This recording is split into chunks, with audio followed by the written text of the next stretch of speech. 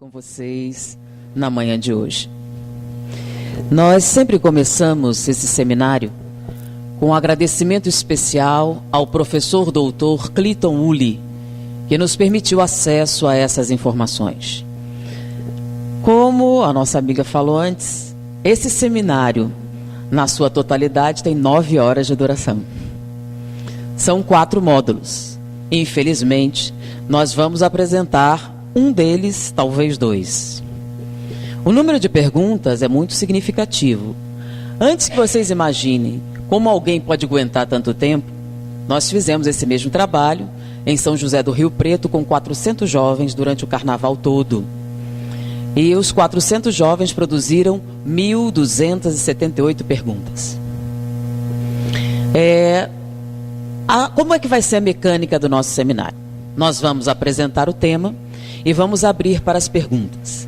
Como a gente faz esse trabalho há muitos anos, a gente chegou à conclusão que a melhor técnica seriam as perguntas por escrito. Por quê? Porque como é um tema muito polêmico, quando as perguntas são ao vivo não vem pergunta nenhuma. Quando é por escrito e eu mesma leio as perguntas, elas se multiplicam. Porque como eu não conheço a letra de ninguém, as perguntas serão totalmente anônimas. Então vocês podem perguntar o que quiserem. Até porque eu responderei todas as perguntas. Não existem perguntas boas ou perguntas ruins. Essas são as perguntas que vocês têm. Por que é que nós tomamos essa posição? Justamente porque existem poucas oportunidades de esclarecer a respeito desse assunto. Então, eu responderei a todas. Então, se o tempo não for suficiente, eu diminuo um pouco o assunto para responder as perguntas. É uma chance importante. Então, se você tem alguma, aproveite esse momento. As perguntas podem ser colocadas naquela mesa durante o intervalo ou antes. Eu mesma as lerei e responderei a todas. Não haverá seleção de perguntas. Se elas forem repetidas, eu direi, são repetidas. E eu responderei todas. Esse seminário está voltado para os jovens. Eu estou vendo alguns além da idade. Porque a gente faz esse seminário também para adultos. Apesar do assunto em tese ser o mesmo, as abordagens são totalmente diferentes. Por quê? Porque o adulto já fez, já aconteceu e está lidando com as consequências. Como eu farei uma abordagem para os jovens, que ainda não fez, talvez, quem sabe pode ser, nós vamos falar sobre a prevenção, sobre as escolhas, sobre as possibilidades e as consequências de escolher mal. E aí o adulto que escuta, meu Deus, eu já errei, o que acontece? Por isso é uma abordagem diferente. Para os adultos eu falo, como é que a gente conserta o que deu errado?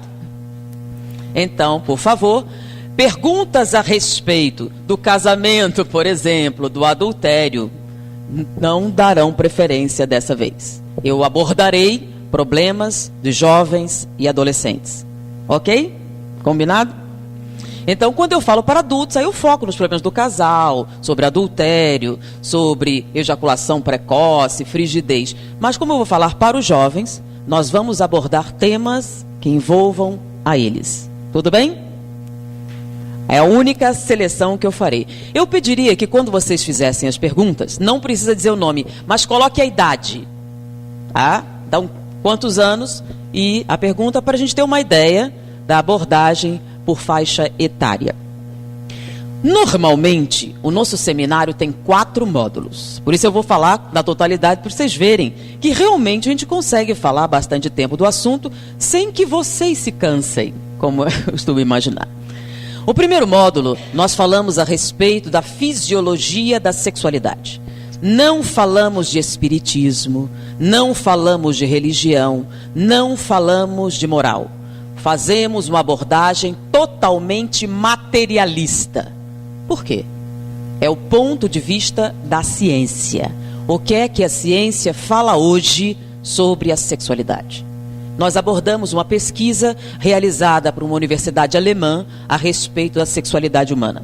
Então, essa primeira parte não falaremos, em nenhum momento, de religião, de moral ou de nenhum tipo de abordagem de natureza psicológica ou religiosa. faremos uma abordagem exclusivamente materialista. Então eu sei que sou um pouco estranho. Então no primeiro módulo será totalmente materialista. O segundo módulo será sexualidade e espiritualidade. Aí nós iremos apresentar o ponto de vista espírita. O que é que os espíritos falam a respeito da sexualidade na literatura espírita. Então o segundo módulo será uma oposição do primeiro módulo. Qual é o ponto de vista do mundo espiritual de tudo que nós falamos anteriormente? Ok? Então vocês terão os dois aspectos da questão.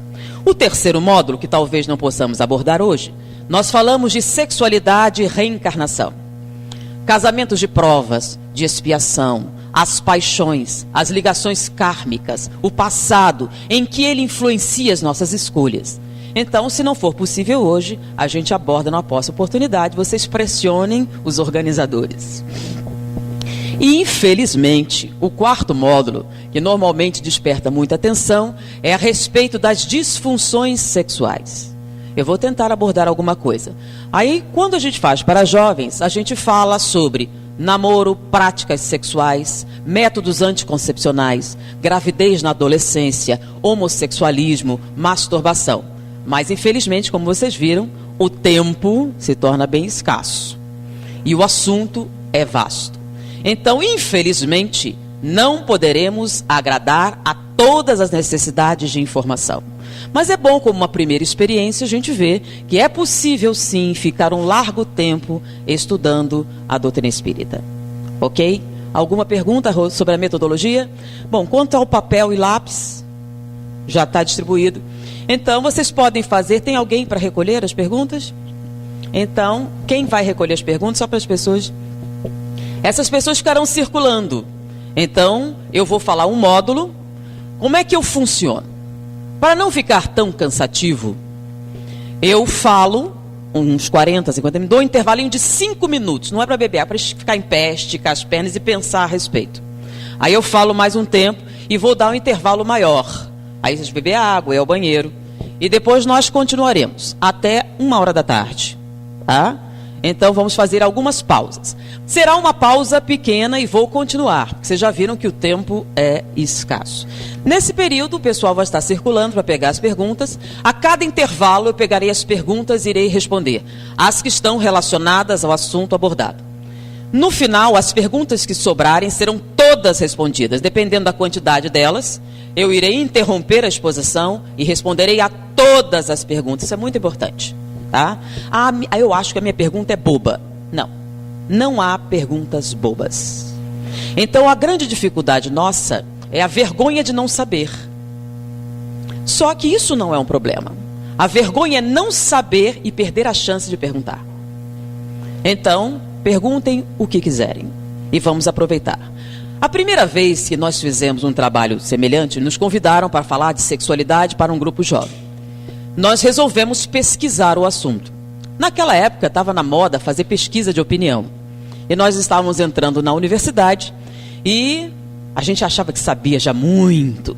E resolvemos fazer uma pesquisa para saber qual a opinião do jovem entre 15 e 25 anos que tivesse tido uma experiência sexual e o que ele achava do assunto. A primeira coisa que a gente descobriu é que o jovem mente a beça. Porque se você perguntava para um grupo masculino era uma resposta, um grupo feminino era outra, um grupo misto era uma terceira. E nós não queríamos uma opinião para inglês ver. Nós queríamos o que é que o jovem que teve uma experiência sexual realmente achava do assunto. Então nós sentamos, convidamos amigos psicólogos, convidamos sociólogos, para a gente bolar um questionário que pudesse obter essa informação. Então, depois de trabalhar muito, nós chegamos a um questionário cheio de subterfúgios. Para você responder sem saber o que a gente queria. Passamos o questionário, primeiro nas universidades, depois passamos para colégios de 1º e 2º grau, e fomos aumentando o espaço amostral, e nós conseguimos um número significativo na primeira tentativa. Foram mais de 1.200 questionários respondidos. Depois, nós repetimos a experiência para obter um desvio padrão, mais 800 questionários. E não era meio espírita, era meio geral. meio universitário e estudantil. Quando nós tabulamos o resultado, nós tivemos um problema sério. Muito sério. O resultado não era o que nós esperávamos. Pelo contrário, nós não tínhamos o que fazer com esse resultado. Porque o resultado foi o seguinte: sexo não é uma atividade agradável. E aí? Bom, está na contramão de toda a literatura. Todas as revistas, Capricho, Marie Claire, Cosmopolitan, as novelas, a literatura em geral diz o contrário. Onde foi que a gente errou? Nós refizemos o nosso trabalho, mas o resultado foi o mesmo. Nós pedimos a ajuda de alguns professores. Tem erro nos nossos questionários? E eles chegaram à conclusão: não, o questionário está muito bem feito. Na verdade, nós demos até o material para alguém que estava fazendo uma tese de doutorado utilizar. Foi aprovado o material, mas o resultado continua o mesmo. Apesar de nós repetirmos a experiência, no final, quando tabulamos o resultado, estava lá: sexo não é uma atividade agradável. Bom, e o que a gente fez então com isso? Guardamos numa gaveta.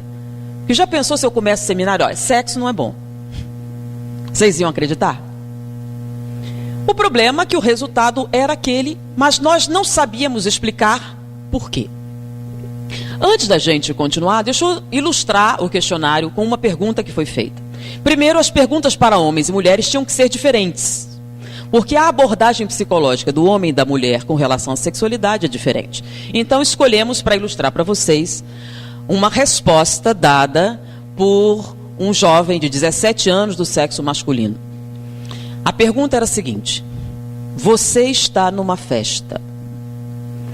Entra nessa festa uma jovem muito atraente. Você se sente atraído por ela. Na festa, ela já beijou 10 rapazes. Você a beijaria? Sim, não, justifique. Pensem um pouco no que vocês responderiam, sinceramente. Resposta do jovem de 17 anos: beijar eu beijava, mas ia dar um nojo danado.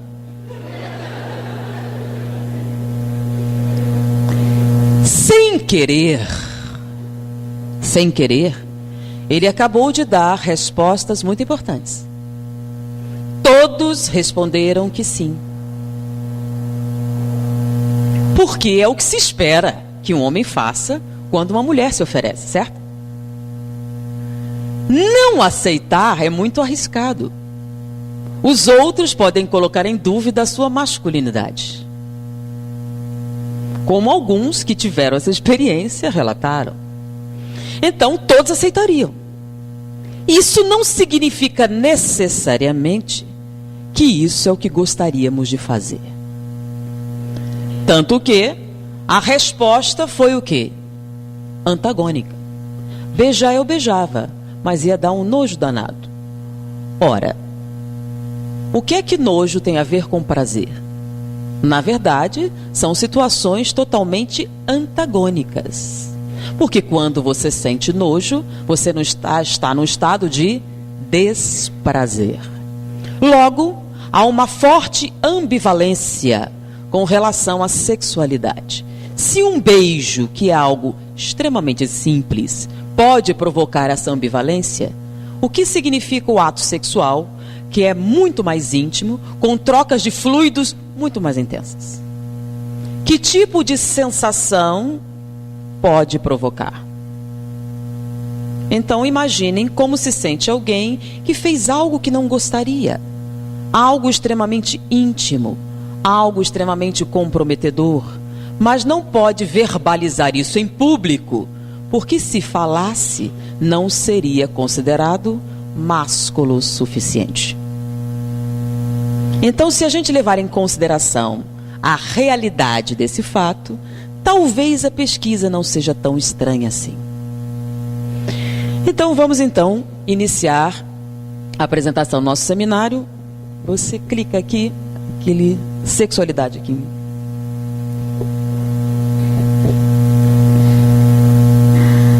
Está funcionando aqui.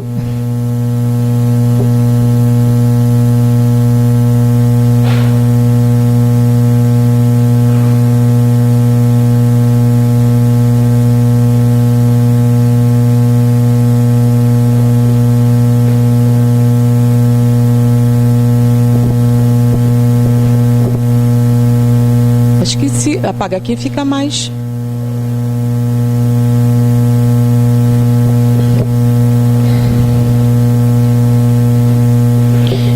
Muito bem, então essa primeira parte, nós vamos fazer uma abordagem, como nós falamos anteriormente, vamos esquecer o espiritismo e vamos fazer uma abordagem materialista. Então eu vou falar algumas coisas assim, mas espera aí, sou espírita, só para começar, eu sou, tá? Mas eu farei este papel. Bom, como é que nós obtivemos acesso à experiência? Graças ao professor Dr. Cleiton Uli. Ele participou da realização dessas pesquisas. Essas pesquisas, no seu início, não foram a respeito de sexualidade. Na verdade, eles eram neurofisiologistas, eram cientistas que estavam trabalhando com reabilitação de pacientes com lesão de medula. Pessoas que tiveram acidentes e lesaram a medula na altura da vértebra torácica, perdendo a mobilidade e a sensibilidade da cintura para baixo, paraplégicos. Então, esses cientistas estavam trabalhando em técnicas de reabilitação. Como a gente poderia recuperar o movimento, a mobilidade ou a sensibilidade de pacientes com lesão medular parcial ou total. Então, eles estavam pesquisando técnicas para facilitar a vida de pacientes com essa deficiência. Durante as pesquisas, eles lidaram com um relato muito interessante. Um paciente paraplégico com lesão total da medula afirmava manter relações sexuais e sentir prazer sexual. Como? Se ele não sentia nada da cintura para baixo e não era capaz de se mover. Mas ele relatava essa experiência. Quando outros pacientes relataram experiências semelhantes, eles resolveram analisar. Será que esses pacientes não têm lesão total? É apenas uma lesão parcial? Resolveram, então, pegaram 5 desses pacientes que tinham esse relato e resolveram monitorar se havia algum tipo de ligação entre os órgãos sexuais e o cérebro. E eles, durante esse processo, chegaram a descobertas muito interessantes, até revolucionárias, diante do ponto de vista do que se conhecia na época. Resolveram ampliar a pesquisa. O grupo se dividiu e um grupo continuou as pesquisas que estavam fazendo e um outro grupo se dedicou a mapear quais os terminais nervosos envolvidos na recepção de estímulos sexuais e quais as áreas do cérebro responsável pela análise desses estímulos. Então, diante disso, eles enveredaram por um terreno totalmente novo a respeito da sexualidade humana. E as descobertas foram muito interessantes. Esclareceram o caso apresentado inicialmente e abriam as portas para o entendimento mais profundo da sexualidade humana. Antes que comentem, a pesquisa ainda não foi publicada em sua totalidade. Por quê? Eu tenho que fazer um parêntese agora. Atualmente, nós estamos vivendo uma época extraordinária em termos de tecnologia. Mas, por outro lado, nós também temos vários problemas por causa do capital, do dinheiro. Atualmente, as pesquisas médicas estão sendo compradas ainda na universidade. Então, quando alguém apresenta alguma ideia interessante na sua monografia de conclusão de curso, empresas farmacêuticas vão a ele e compram o seu trabalho. Financiam com uma bolsa de estudo significativa, com uma única condição: qualquer coisa que ele produza pertence à empresa. Ele não pode publicar nada sem autorização da indústria que o está financiando. Em vista disso, muitos trabalhos científicos não estão chegando ao grande público, porque estão de posse de empresas. Em virtude disso, nós estamos sofrendo um atraso significativo na produção de material científico médico. Então, infelizmente, isso é uma realidade não só na medicina, como em outras áreas. Então, tudo que possa dar lucro, que possa ter algum resultado, a indústria segura para evitar que outra empresa pegue e usufrua desse trabalho. Então, em vista disso, apenas alguns flashes da pesquisa foram publicados. Então, saiu alguma coisa agora na Super Interessante.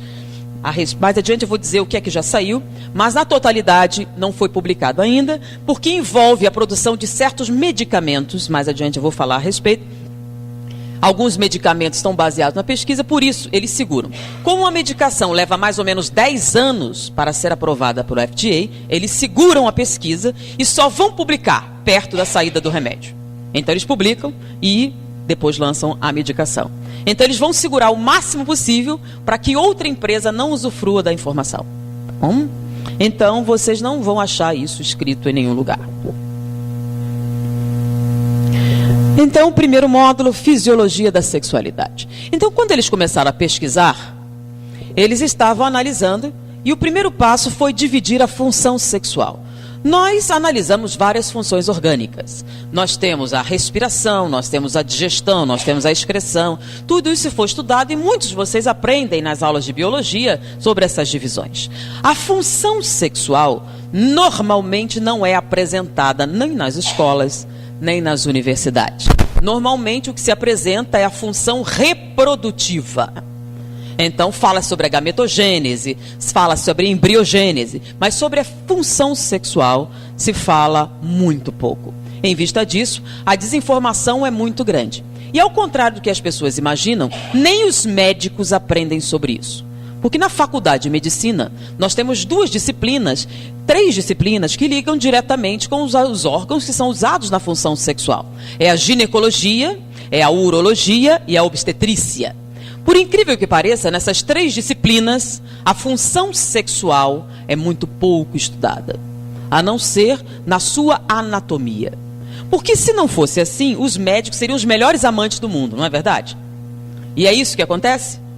Não, os médicos têm os mesmos problemas que os demais têm a respeito da sexualidade. Porque isso não se aprende, nem na escola, nem na faculdade de medicina. Então, quem quiser saber a respeito, após formar-se médico, fará uma especialização. E mesmo assim, vai ter que pesquisar muito. E terá que sair do Brasil, apesar de atualmente Elzimar Coutinho, na Bahia, ter um instituto que faz uma especialização na área, é muito difícil você acessar informações do assunto. Por isso, perguntar ao seu médico determinadas coisas nem sempre é útil. Muitos realmente não sabem nada sobre o assunto.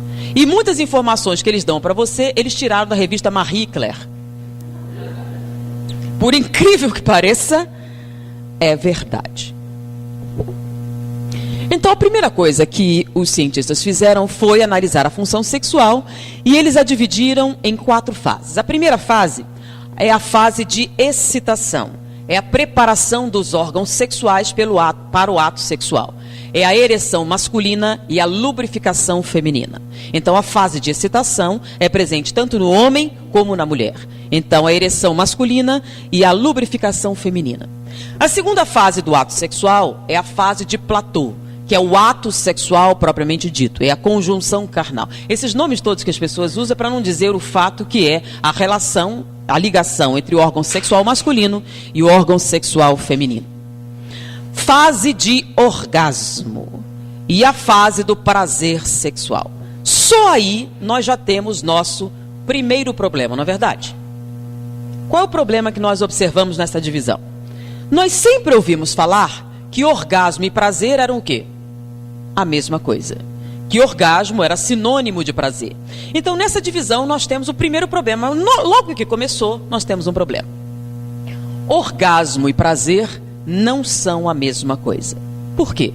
O orgasmo acontece nos órgãos sexuais. É uma resposta reflexa, muscular, a um número determinado de estímulos. Não se preocupe, a gente vai traduzir tudo. O que é uma resposta reflexa muscular? É que o orgasmo pode ser disparado tanto por estímulos prazerosos como por estímulos dolorosos. Se nós aplicarmos choques elétricos na base da medula, você terá como resultado um orgasmo. Durante o enforcamento e a morte por asfixia, você produz um orgasmo. E não é uma sensação prazerosa.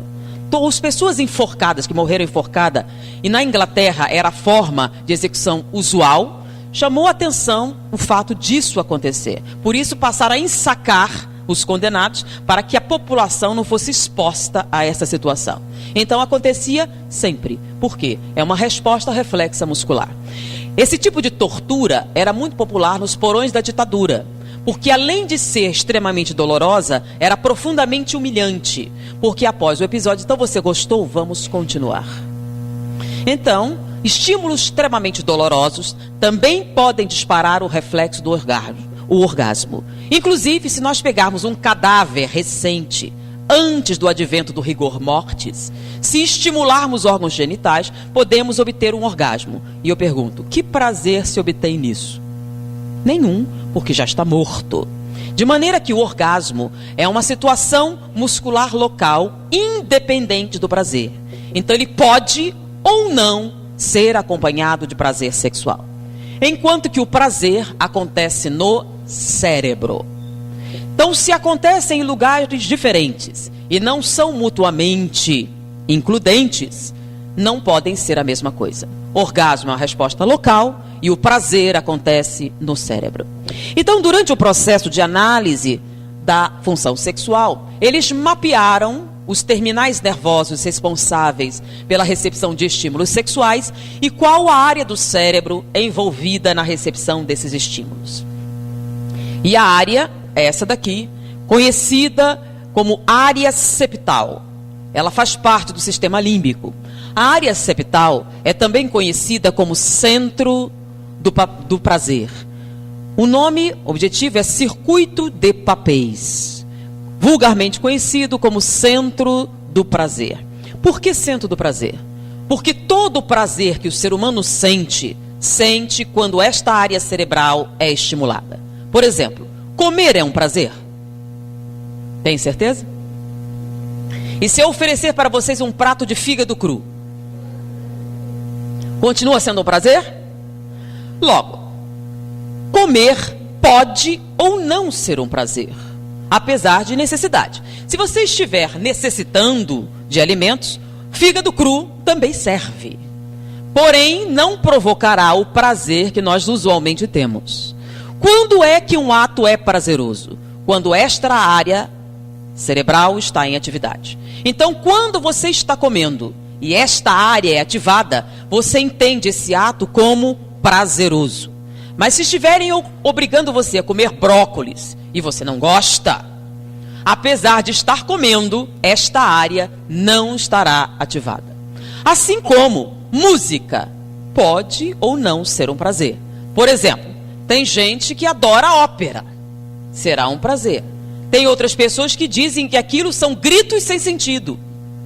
E é um grande sofrimento ser obrigado a ouvir ópera. Outros acham que o heavy metal é um barulho estridente e horrível, enquanto outros encaram aquilo com um supremo prazer. Então, qualquer atividade que você realize, se esta área é ativada, você entende como prazerosa. Se esta área não é ativada, você não entende aquela atividade como prazerosa. E como as referências das pessoas são diferentes, música, dança, arte podem ou não ser um prazer, variando de pessoa para pessoa. Mas este é o centro do prazer, porque quando uma lesão acontece nessa região, a resposta normalmente, por incrível que pareça, é o óbito. O nível de depressão ocasionado por tumores que atingem o centro do prazer são tão intensos que normalmente as pessoas são levadas ao suicídio. Porque a resposta de lesões nessa área é a total ausência de prazer em viver. Você deixa de ter prazer com qualquer coisa. E normalmente as depressões decorrentes desse processo levam o paciente ao óbito. E não é só um processo psicológico, não. Normalmente eles começam a definhar. Apesar desta área não estar relacionada com outras funções orgânicas, começam a haver falhas cardíacas, falhas circulatórias, falhas digestivas. Ou seja, o prazer é extremamente importante para o bom funcionamento de outras áreas de sobrevivência básica. Então, pacientes com lesão no circuito de Papez normalmente começam a apresentar déficits imunológicos significativos. A partir daí, vários estudos relacionando o humor e as nossas respostas imunológicas estão sendo estudados. Então, o centro do prazer é responsável pelo prazer que nós sentimos em nossa vida. Muito bem. Dessa fase, então, o centro do prazer é responsável pelo prazer que a gente sente com tudo, em dançar, em comer, em ouvir música, etc. Desta área, 92% dela responde pelo prazer sexual. Ou seja, todo o prazer da sua vida ocupa apenas 8% do centro do prazer. Prazer de comer, de dançar, de ouvir música, de tudo ocupa apenas 8%. 92% do centro do prazer é ocupado pelo prazer sexual. Já podemos identificar um pequeno problema aí? Por isso é que a sexualidade causa tantas consequências, tanto positivas quanto negativas. Mas como é que funciona? Para que o centro do prazer seja estimulado, é necessário que haja 100% de estimulação. Quando eles estavam analisando, eles descobriram que a manipulação dos órgãos sexuais é responsável pela estimulação de uma parte desta área cerebral, mas não toda. Quando o centro do prazer atinge 100% de estimulação, ele entra num estado neurológico chamado estado refratário efetivo, período refratário efetivo. Quando ele está em período refratário efetivo, essa área deixa de receber estímulos e passa a mandar estímulos para outras áreas cerebrais, e é aí que você identifica o chamado prazer. Então, quando ela atinge 100%, ela para de receber estímulos, fecha suas portas e passa a mandar estímulos para outras áreas cerebrais. Esses estímulos, dependendo das áreas para onde se deslocam, provocam algumas respostas interessantes. Então, digamos que essa pessoa atingiu 100% de estimulação. O centro prazer entrou em período refratário efetivo e ele passa, então, a enviar estímulos para outras áreas cerebrais. Vão estímulos, por exemplo, para o lobo occipital. O lobo occipital é responsável pela nossa visão. Quando o centro do prazer estimula essa área, as respostas são as seguintes: a maior percepção das cores e maior nitidez entre elas. Traduzindo, quando o centro do prazer estimula a área visual, o mundo fica mais colorido e mais brilhante. Vão estímulos também para o lobo, aí nesse caso o homúnculo de Penfield, que controla os nossos movimentos. A maior precisão nesses movimentos, maior controle muscular e maior sensibilidade. Você tem impressão que você tem uma percepção maior da realidade. Tudo fica mais... As sensações são mais intensas. A maciez dos tecidos, as pressões. Você tem sensações corporais mais intensas e significativas. Você fica mais sensível e mais preciso em seus movimentos. Aqui não dá para visualizar, mas vão estímulos também. Bom, vamos falar. O lobo frontal. O lobo frontal controla nossos processos cognitivos. É onde nós realizamos operações matemáticas, é onde nós começamos o processamento de informação, é onde nós criamos música, onde nós criamos poesia, é onde nós decidimos o que é mais importante ou não, onde nossas noções de hierarquia estão sediadas. São os nossos processos intelectuais. Quando o centro do prazer estimula essa área, você tem uma diminuição significativa no tempo, uma diminuição no tempo necessário para realizar operações matemáticas. Você fica mais rápido na resolução de problemas matemáticos. Os artistas relatam um surto criativo. Você tem um aumento de aporte sanguíneo, de atividade cerebral na área, e aqueles que produzem arte têm a sensação de que ela está mais intensa. Você tem respostas intelectuais mais rápidas e o acesso à memória tem uma velocidade pelo menos 38% maior. Então você tem uma melhora no seu rendimento intelectual como um todo. Além disso, vão estímulos para o lobo temporal, que controla nossos processos auditivos. Como aqui é tridimensional, não daria para ver. Então, no lobo temporoparietal, que controla nossos processos auditivos, você tem um fenômeno muito interessante. Um aumento no fenômeno chamado harmonia. Quando eu falo harmonia, não é harmonia que a gente fala em música, não. A harmonia, em termos médicos, é o que diferencia ruído de música. Então, aquilo que o cérebro entende como harmônico, você diz que é música. Quando você não tem esse fenômeno harmônico, você diz que é um ruído. Então, é o que faz com que você identifique determinados sons como música ou como ruído. Quando o centro do prazer estimula o lobo tempo parietal, você tem um aumento desse processo. Então, a harmonia sonora se torna mais intensa. Ou seja, traduzindo, você tem a impressão que está ouvindo música nos ruídos normais. De freio de carro, de grito de criança, essas coisas assim. Parece que está soando música. Além disso, vão estímulos para o sistema límbico. O sistema límbico controla nossas emoções. Raiva, ódio, depressão, tristeza, alegria, felicidade, relaxamento profundo, dor. Todos os nossos processos emocionais são controlados pelo sistema límbico.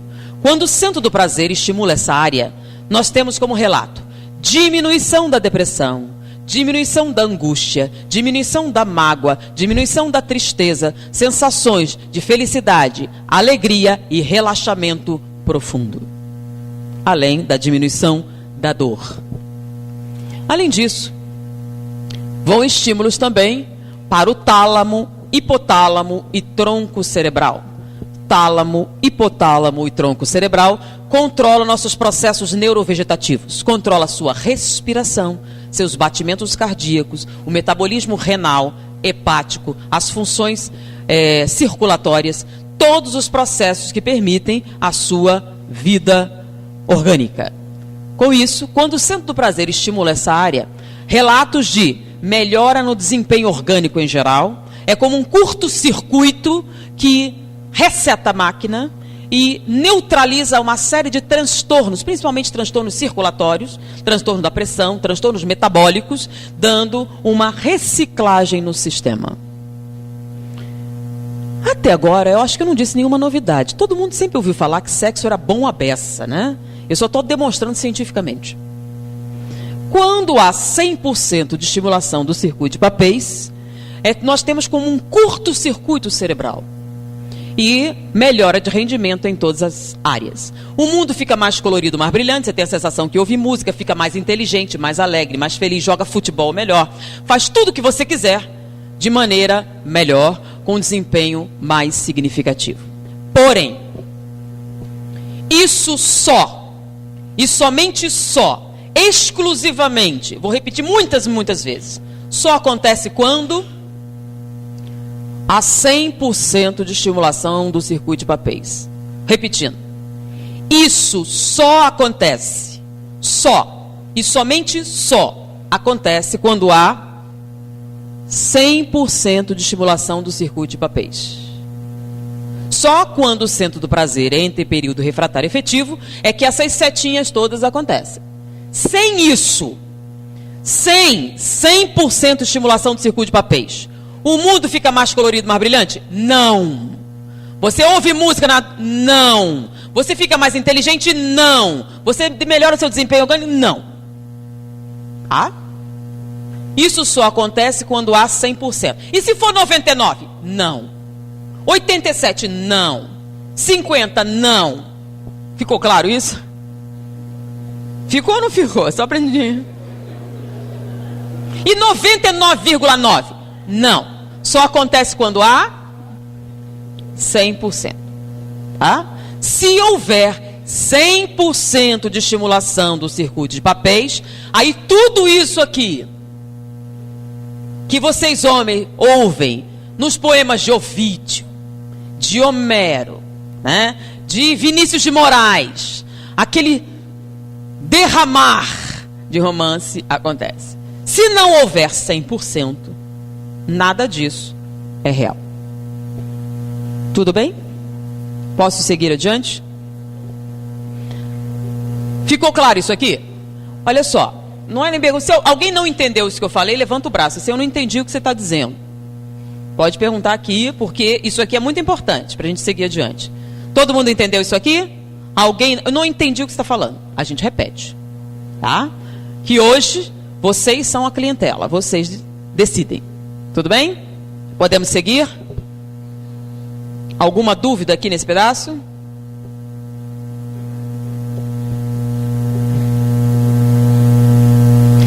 Porém, lembram que eles estavam estudando os terminais nervosos envolvidos na recepção de estímulos sexuais? Então, nós já sabemos onde é que os estímulos terminam. É no centro do prazer. E que o prazer sexual só acontece com 100% de estimulação. Só que quando eles estavam mapeando os terminais nervosos em todo o corpo, eles descobriram que 50% dos estímulos que chegam ao circuito de papéis têm origem nos chamados receptores erógenos, nos órgãos sexuais e zonas erógenas anexas.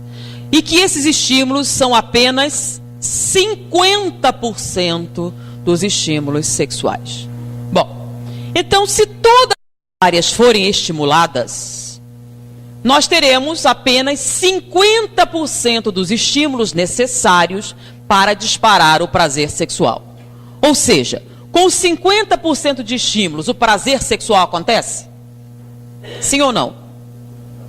Deixa eu sentir assim. Sim ou não? Sim ou não? Ah, ok. Agora deu para sentir.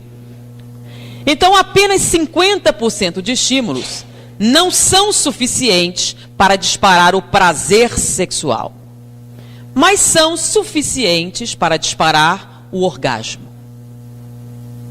Com a estimulação das zonas erógenas e dos órgãos sexuais, você pode atingir o orgasmo, mas não é suficiente para atingir 100%, o que daria o prazer sexual. Eles descobriram que para atingir 100% de estimulação, eles precisavam de outros estímulos que não eram provenientes dos órgãos sexuais. Eles descobriram que 50% dos estímulos que chegam ao centro do prazer provêm de outras áreas cerebrais, que não estão envolvidas com a sensibilidade física. 50% dos estímulos que chegam ao centro do prazer são emocionais. Sentimentos, emoções, são responsáveis por 50% dos estímulos que chegam ao centro do prazer. Ou seja, para atingir 100%, você precisa de estímulos físicos e emocionais. Se você não tiver todos os estímulos físicos e todos os estímulos emocionais necessários, você não atinge 100% de estimulação do circuito de papéis e logo não atinge o prazer sexual. Então, ao analisar esses estímulos, eles descobriram que 50% deles são tácteis, físicos, aqueles provenientes da estimulação física direta dos sentidos. E 50% são emocionais, provenientes de outras áreas cerebrais. Somente a presença da totalidade desses estímulos, você tem o prazer sexual. Diante disso, os cientistas criaram a seguinte nomenclatura. Porque nós podemos fazer o sexo sem envolvimento emocional, não é verdade? Quando você compra uma parceira na rua, você não tem nenhum envolvimento emocional com ela. Os estímulos serão unicamente de natureza física. Então, o sexo sem envolvimento emocional é possível? Sim. Porém, estimulação física não é suficiente para produzir o prazer sexual. De maneira que os cientistas deram o nome de sexo parcial, aquele que envolve apenas estímulos físicos, e sexo total, aquele que envolve estímulos físicos e emocionais. Então, a partir de agora, eu vou fazer referência ao sexo parcial e ao sexo total. Quando nós falarmos sexo parcial, estamos falando de estimulação de natureza física. E o sexo total é aquela que envolve emoções. Então, as regiões estimuladas, nós até falamos, né? Occipital, temporal, frontal, límbico, tálamo, hipotálamo, tronco cerebral, etc. Então, repetindo aqui, só para ficar claro. O prazer sexual acontece quando há 100% de estimulação. 100% de estimulação só é possível na presença tanto de estímulos físicos como de estímulos emocionais. O centro prazer é entre período refratário efetivo e os estímulos se deslocam para outras regiões. Já sabe então o que é prazer sexual? Prazer sexual é uma resposta cerebral extremamente intensa, não só a nível emocional, como a nível físico. Você tem alteração na sua percepção da realidade. A realidade, para quem tem o sexo total, é diferente daquele que tem o sexo parcial.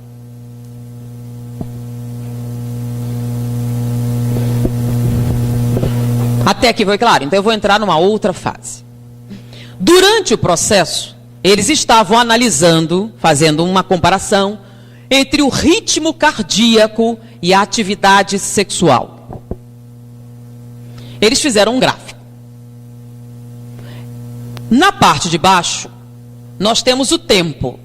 E o tempo decorrido durante o ato sexual. Então, são as 4 fases do ato sexual. Então, nós temos a excitação, que é a primeira fase, é a preparação dos órgãos sexuais para o ato. O platô, que é o ato sexual propriamente dito. O orgasmo e o prazer sexual. Então, nós vamos analisar o ritmo cardíaco, o número de batimentos cardíacos durante o ato sexual. Ele se altera? Sim ou não? Sim. Então, aqui é a frequência cardíaca. Você em repouso, sentado na cadeira, você já está há algum tempo, se a gente fosse medir a pulsação, ela geraria entre 60 para aqueles que são atléticos, a 80 batimentos por minuto para aqueles que são sedentários. Então, em estado de repouso, o nosso coração bate de 60 a 80 batimentos por minuto.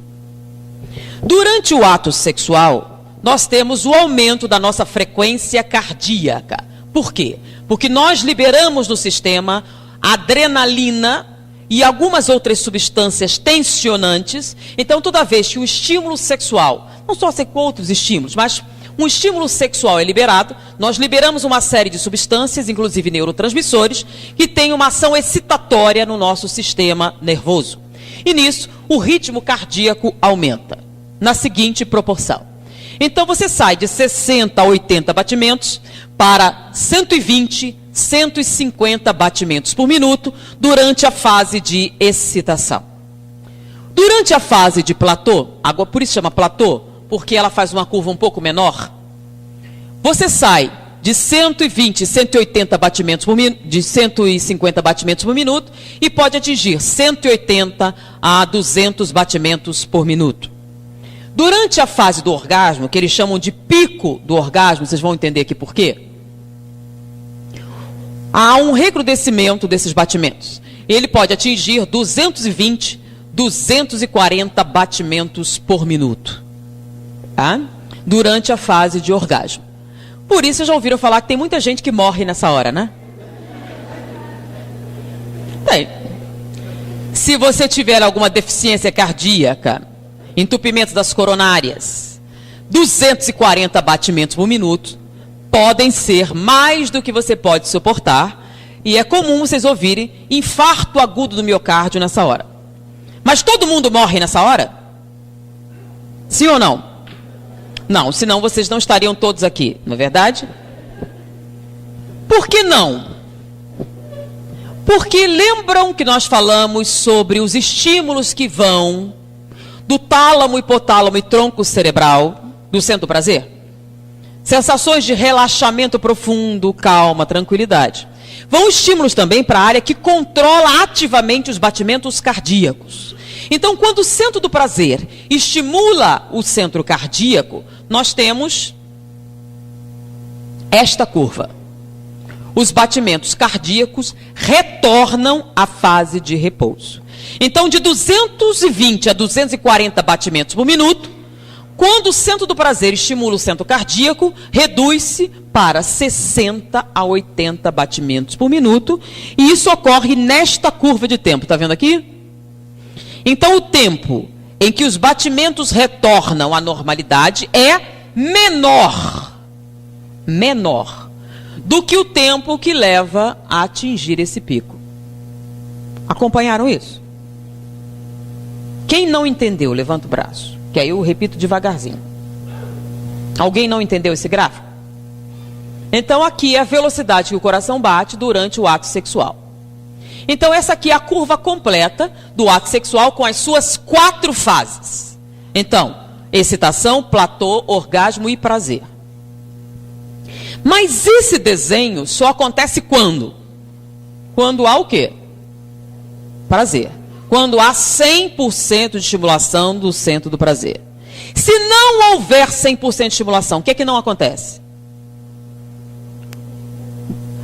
Aí morre todo mundo? Sim ou não? Não. Não. O coração volta ao normal? Volta. Porque se não voltar, explode, certo? Ele volta ao normal? Volta. Todo mundo volta ao normal. Qual é a diferença? A diferença é que aqui ele volta de maneira ativa. O centro do prazer age no centro cerebral que controla os batimentos cardíacos e produz substâncias que neutralizam a presença de adrenalina, tá? E fazem com que os batimentos voltem ao normal. Quando não há o prazer sexual, o coração volta ao normal, mas volta como? É esta linha vermelha aqui. Voltou ao normal? Sim ou não? Qual é a diferença?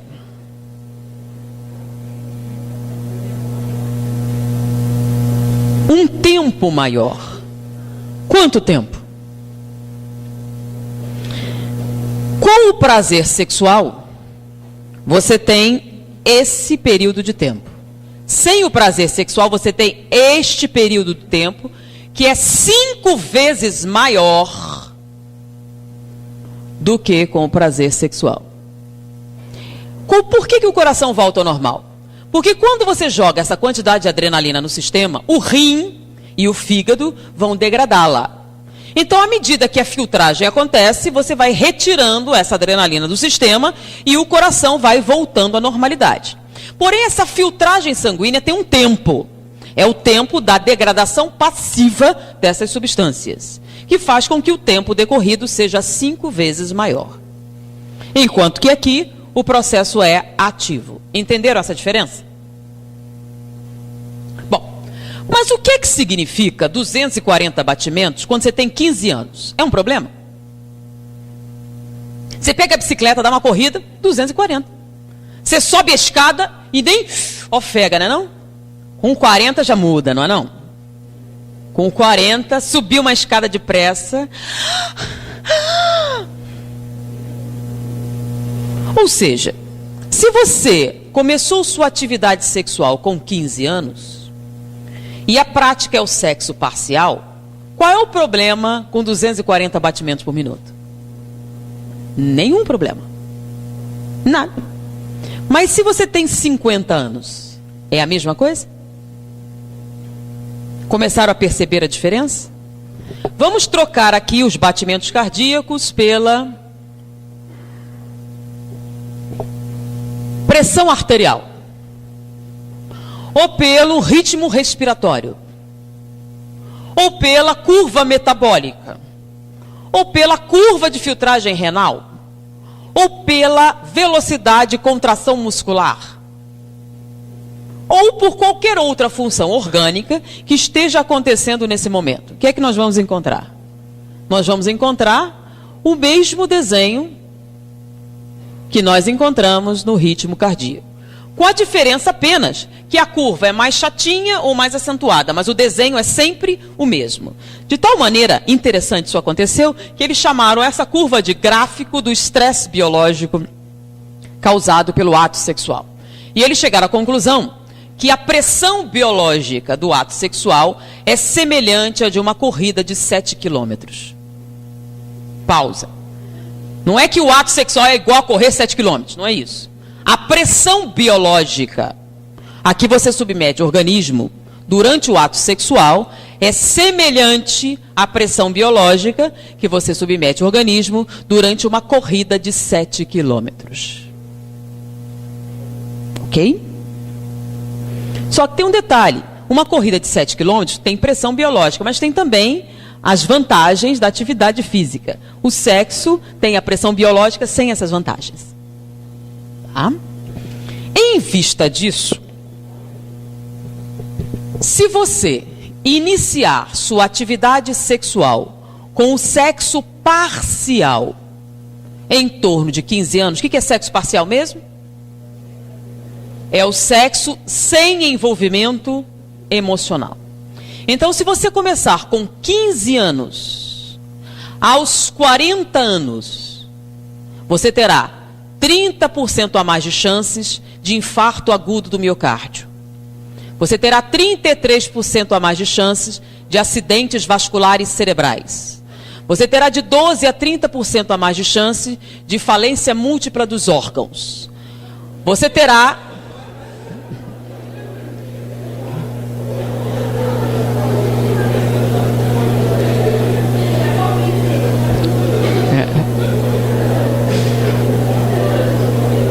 Muita calma nessa hora.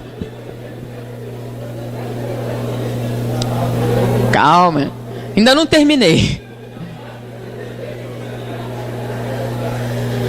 Você terá 72% a mais de produção de radicais livres. O que são radicais livres? Até hoje, nós não sabemos exatamente por que as pessoas envelhecem.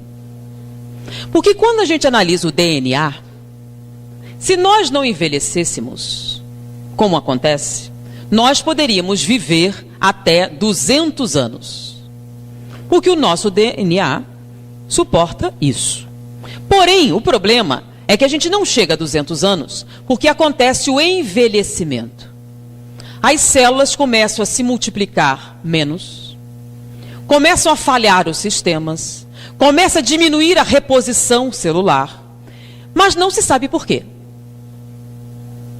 Porque quando a gente pega a célula de um velho e a célula de um jovem, o DNA é igual. Se nós tirarmos o DNA da célula de uma pessoa velha e colocarmos na célula de uma pessoa jovem, ele volta a se multiplicar normalmente. Alguma coisa acontece na célula que o DNA, apesar de ativo, deixa de produzir as substâncias necessárias para preservar o organismo e trocar as células. Vocês sabem, a cada 7 anos nós trocamos as células quase todas. Então você se renova, você tem um corpo novo a cada 7 anos. Então você renova o sangue, você renova a pele, você renova os músculos. Porém, à medida que o envelhecimento acontece, você vai deixando de fazer isso. Quando você deixa de fazer isso, o sistema começa a falhar. A pele começa a cair, o músculo começa a enfraquecer, os sistemas começam a falhar. Agora, por que acontece? Nós não sabemos. Porém, nós já podemos perceber uma diferença entre os jovens e os velhos. É a quantidade de radicais livres presentes no interior da célula. Então, fez-se a seguinte associação. Quanto maior a quantidade de radicais livres, menos a célula será capaz de produzir o necessário. Então, se nós aplicarmos antioxidantes e diminuirmos os radicais livres, nós poderemos prolongar o estado de juventude? Aí eles começaram a testar. Então, começaram a administrar antioxidantes e diminuir os radicais livres. E o que aconteceu? As células se preservaram jovens mais tempo. Então, se você começa a produzir antioxidantes e trabalhar evitando a produção de radicais livres, a sua aparência será muito mais jovem durante muito mais tempo. Se nós pudermos neutralizar totalmente a produção de radicais livres, nós teremos uma aparência jovem e poderemos durar 200 anos. 200 anos é o máximo, que é quando o DNA dura. Aí acaba. Então, nós teremos 200 anos sem ficarmos velhos. Porém, ainda não sabemos fazer isso, mas nós estamos já retardando o envelhecimento. Já ouviram falar da medicina ortomolecular? Trabalho de antioxidantes. E já se verificou que realmente você tem uma aparência mais jovem. Então, quando você pratica o sexo parcial a partir dos 15 anos, aos 40 anos, você terá uma produção de radicais livres 72% maior. Ou seja, em termos de envelhecimento, A cada ano que você vive, será como se tivesse vivido 5. Será a sua velocidade de envelhecimento. Tudo bem? Só que tem um detalhe. Essa experiência foi feita in vitro. O que é isso? Eles pegaram as fibras cardíacas, hepáticas, etc. E em vitro, eles submeteram-nas a esse estresse biológico. E tiveram esse resultado. Então, essas percentagens que eu estou falando, acontece se você é um atleta perfeito, que faz exercícios regularmente, não come excesso de gordura, excesso de colesterol, não bebe, não fuma, é um atleta perfeito e só faz o sexo parcial a partir dos 15 anos, aos 40 anos você terá 30% a mais de chance de infarto agudo do miocárdio, 33% a mais de acidentes vasculares cerebrais, 12 a 30% de falência múltipla dos órgãos e 72% a mais de produção de radicais livres. Se você não é um atleta perfeito, que não come gordura demais, que não bebe, que não fuma, que dorme cedo, que pratica esportes, exercícios, não tem estresse aumentado, se você bebe, fuma, come muita gordura, muita picanha, feijoada, cerveja, etc. e tal, multiplica isso pelas outras percentagens que você conhece e vocês têm ideia por que morre tanta gente nessa hora. Alguma pergunta? Alguém tem alguma dúvida até o momento? Sobre essa mecânica que não entendeu essa parte. Então, vamos analisar agora a curva de tensão. Essa percentagem que nós falamos vai fazer sentido quando a gente vê isso aqui, ó.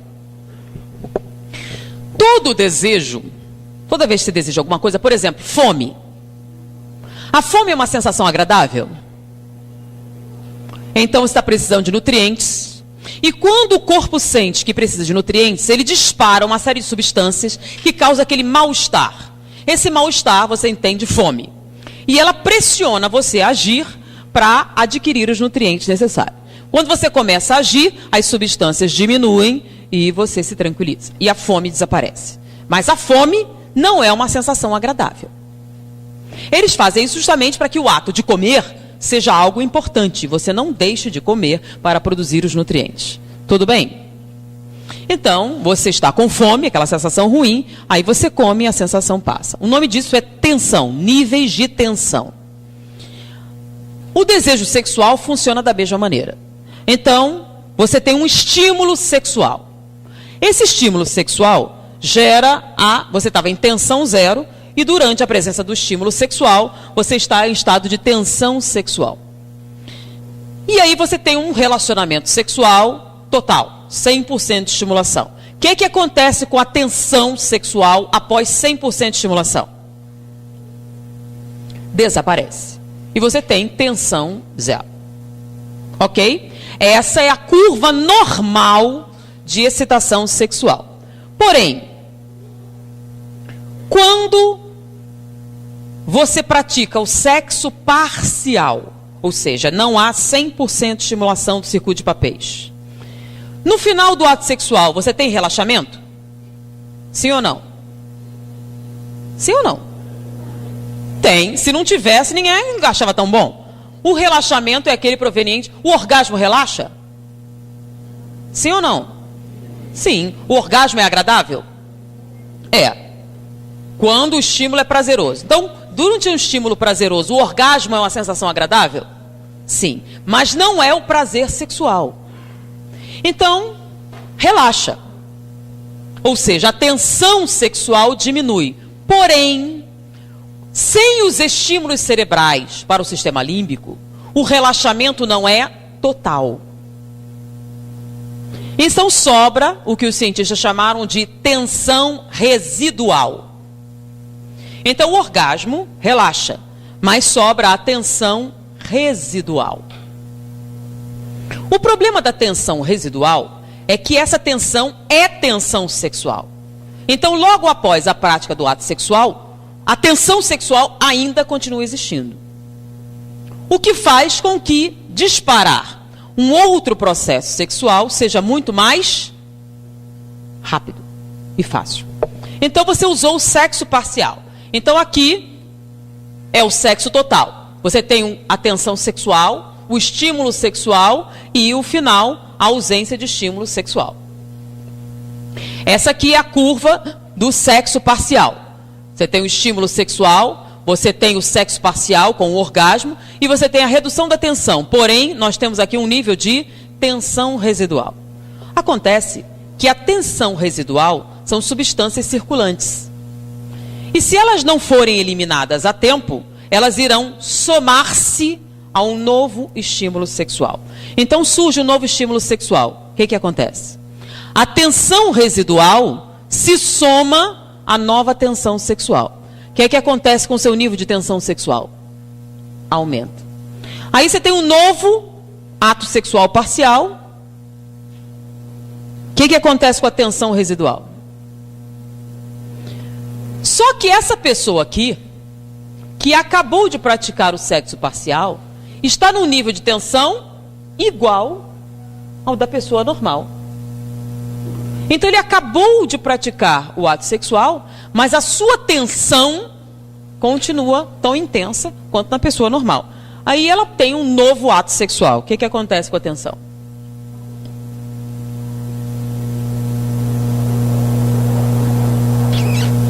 Esses são os níveis normais. Esses são os níveis prejudiciais. Porque isso chama-se tensão nervosa.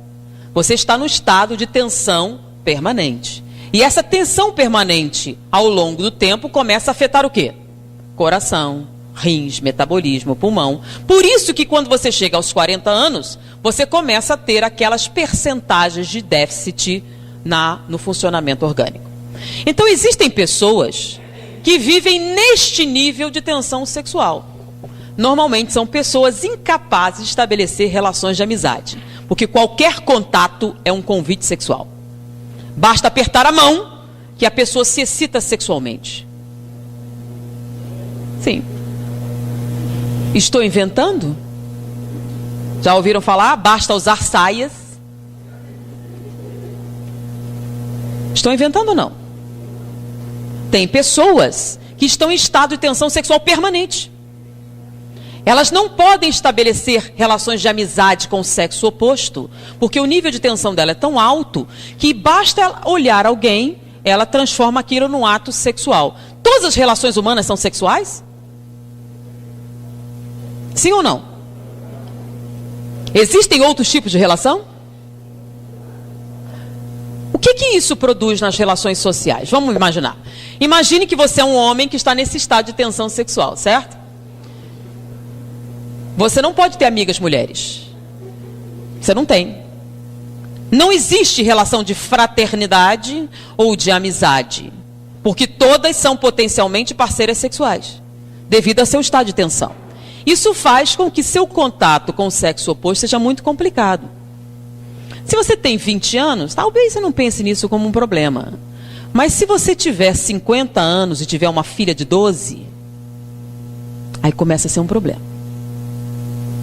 Porque, segundo Freud, o agente formador da sexualidade masculina é a mãe. E o agente formador da sexualidade feminina é o pai. Tem uma fase da infância em que a criança tem uma necessidade pelo contato físico com o sexo oposto.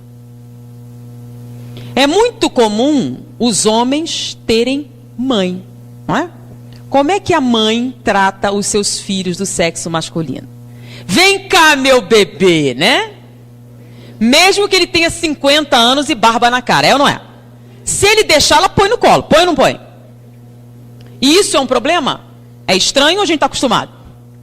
Ela só não faz porque não deixa. Quando ele começa com 14, não, mas larga a mão e tal. Mas se deixar, pensem bem.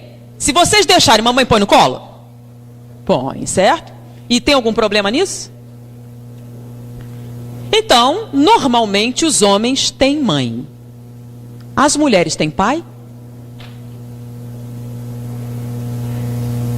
Pai não é apenas o que contribuiu com o esperma. pai é o agente formador da psicologia feminina. Então, normalmente, os homens têm mãe. Mas não é comum as mulheres terem pai. Porque um homem que vive neste nível de tensão sexual, se ele for um homem decente, ele tem medo de ter contato físico com suas filhas. Porque tem medo de sentir alguma coisa. Então, normalmente, quando elas começam a crescer, eles afastam. Porque não dá para estabelecer laços afetivos nesse nível de tensão sexual. E aí começa a ter um problema na família? Sim. Porque enquanto os filhos têm mãe, as filhas não têm pai. E começa o primeiro problema da identidade sexual feminina. Meu pai não gosta de mim. Por quê? Porque eu sou mulher. E ser mulher é ruim. Então ela começa, a partir desse momento, criar uma coisa chamada carência afetiva. À medida que ela não tem o contato físico que ela necessita para desenvolver a sua personalidade, ela começa a ansiar mais fortemente pelo contato físico masculino. Não é um processo de natureza sexual, é um processo de natureza afetiva, psicológica. Porém, à medida que ela cresce e existe a ausência dessa afetividade, ela começa a desenvolver carência. E aí, ela se torna uma mulher adulta. O homem adulto, que teve mãe, quando ele chega na idade ativa sexualmente, ele procura uma parceira sexual. Não procura a mãe dele está em casa, né? É aquela que vira sogra. Ele procura uma parceira. O homem normalmente não tem o mesmo nível de carência afetiva que a mulher tem porque ele tem mãe. A menina, quando chega na idade adulta, em vez de procurar um parceiro sexual em termos de igualdade, ela busca o quê? Atender a carência afetiva, a figura paterna. Que estabelece a chamada personalidade submissa, né? Que aceita qualquer coisa por um mínimo de afetividade. Basta o cara abrir a porta do carro que ela cai apaixonada, né? Apaixona intensamente. Isso é amor? É desejo sexual? Não, é carência afetiva. Aí a jovem passa o dia inteiro esperando o telefonema. Se arruma todo e fica parada esperando. Disponível. Enquanto o cara se diverte com os amigos, faz um monte de coisa. Sobrou tempo. Agora sobrou tempo. Deixa eu me divertir com a minha namorada. Enquanto ela passou o dia inteiro na expectativa. Do quê? Do contato sexual? Não, da afetividade que falta. E muitos homens exploram isso. Exploram essa carência para obter vantagens. Por quê? Porque podem. E as mulheres permitem. A vida delas vira em função desta falta de afetividade. Então elas se submetem a todo tipo de vexame por 5 minutos de afetividade. E quando eles querem estabelecer família, tchau. Ele procura alguém mais adulto. E você que foi usada é descartada. Porque não está à altura das expectativas. E não está mesmo. Você é desfrutável. Então não estou falando de moral. Estou falando de uma resposta a essa situação. Então veja as consequências familiares que vão se passando para a sociedade deste nível de tensão sexual. Então você que começou a trabalhar isso aos 15 anos, não vê problema. Mas você vai ter quando ficar mais velho. E não é só isso não. Dependendo do nível de tensão sexual, o problema vai ficando tão intenso que o cara não tem nem contato afetivo com outro homem. Tem medo de sentir alguma coisa, né? Então começa... Aumenta o nível de agressividade. Por quê? Porque se for muito afetivo, vai que sente. Então, com medo do homossexualismo, ele começa então um nível de brutalidade nas suas relações mais aumentado. Para contrapor o medo, a homofobia que a nossa sociedade produz. Então, além do medo, do contato físico com suas familiares do sexo feminino, ele passa a ter um comportamento extremamente agressivo em sociedade com outros homens, justamente para evitar vai que acontece, né? Então, ele evita qualquer tipo de manifestação emocional com medo de sentir alguma coisa. E aí, a gente explica o nível de agressividade que só tem aumentado à medida que aumenta o número de relações sexuais em detrimento da qualidade. Então, atualmente, a frequência das relações sexuais aumentou muito, mas a qualidade diminuiu. Então, o número de atividades do sexo parcial está como nunca foi visto antes, enquanto uniões estáveis estão cada vez mais raras. Vamos fazer uma pergunta. Um amigo meu me ligou, fazia 15 anos que nós não nos falávamos. Aí ele perguntou, não leva a mal não, posso fazer uma pergunta? Você ainda é casada? Sou. Com o mesmo cara? Sim, com o mesmo. É porque agora eu pergunto, que eu já cometi tanta gafe. E aí, como está fulana? Ah, não separei, agora é a outra. Então, para não cometer, eu já pergunto antes. Porque você é a única que ainda está casada com o mesmo cara. Então, será que isso é verdade? Vamos ver. Quantos casamentos de 50 anos vocês conhecem atualmente? Levanta o braço. Quem conhece um? Quem conhece 2? 3? 4? Quantos vocês conhecem que já se divorciaram? Quem conhece 1, 2, 3, 4, 5, 6, 10? Quem conhece 10?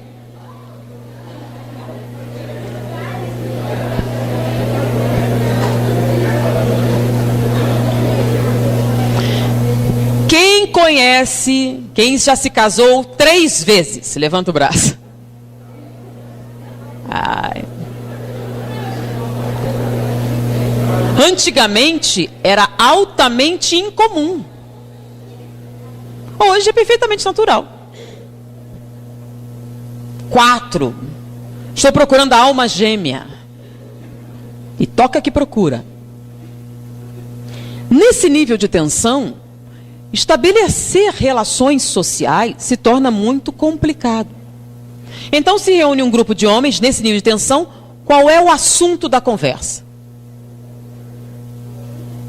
Por quê? É porque só sobra isso na cabeça, não dá lugar para outra coisa. Então, ganhar dinheiro para poder fazer sexo. Trabalhar, adquirir posição social para fazer mais sexo. Ter um carro bom, para quê? Para fazer sexo. E assim, tudo na sua vida se relaciona a quê? Oportunidade para fazer sexo. Quando você tem 20 anos, isso não é um problema. Só que o ser humano é um ser social. Ele tem outras necessidades além das sexuais.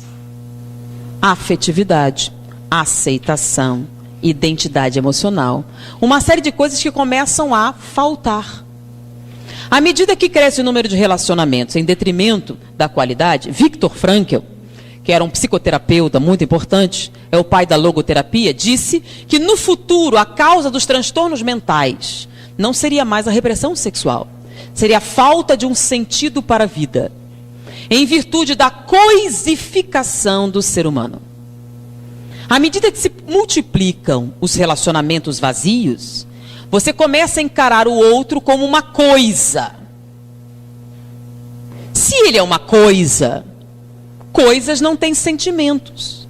Então eu não tenho que me preocupar com os sentimentos que ele vai ter quando eu minto a respeito dos meus.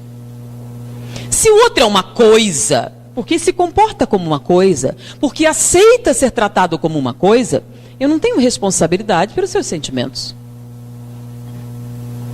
Daí, o vazio vai se tornando muito intenso. Para você preencher essa falta de alegria, você precisa de aditivos químicos. Você não consegue ser alegre sozinho. Você precisa tomar alguma coisa para alegrar. Álcool se torna uma saída muito natural. Você precisa descontrair essa opressão interna. A opressão vem do quê? Do extremo vazio dos relacionamentos. Será? Você não está exagerando, não? Vamos lá. Por que o principal divertimento do jovem hoje é ir para uma sala escura, enfumaçada e barulhenta? Ou não é? Festa boa tem que ser escura, enfumaçada e barulhenta. Porque se for muito calma, muito tranquila, o que vai acontecer? Pô, tá chato aqui, né? Tá chato aqui, né? Barulho, agitação, muito movimento se torna essencial. Não é não? Estou mentindo? Por quê? Por que a gente precisa de tanto barulho, tanta agitação? Para disfarçar a falta de assunto. Porque se for um ambiente calmo e bem tranquilo, um olha para o outro e aí? Pô, e,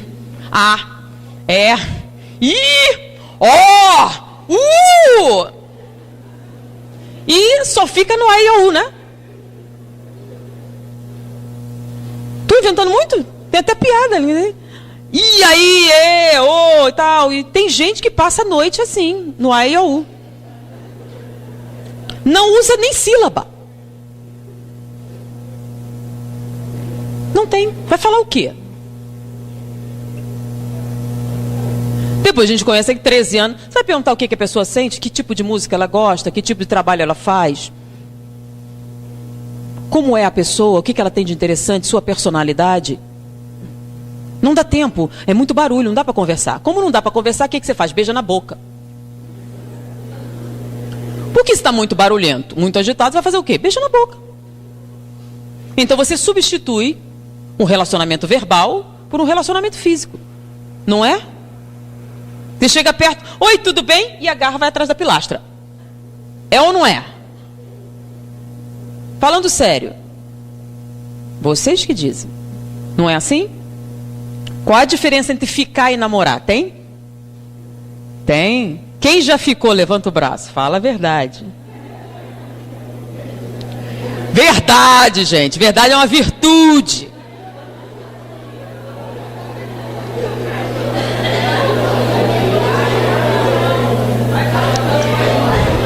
Ficar é a mesma coisa que namorar? Qual a diferença entre ficar e namorar? Tem? Tem. Tem uma palavrinha chamada compromisso. Ficar é sem compromisso.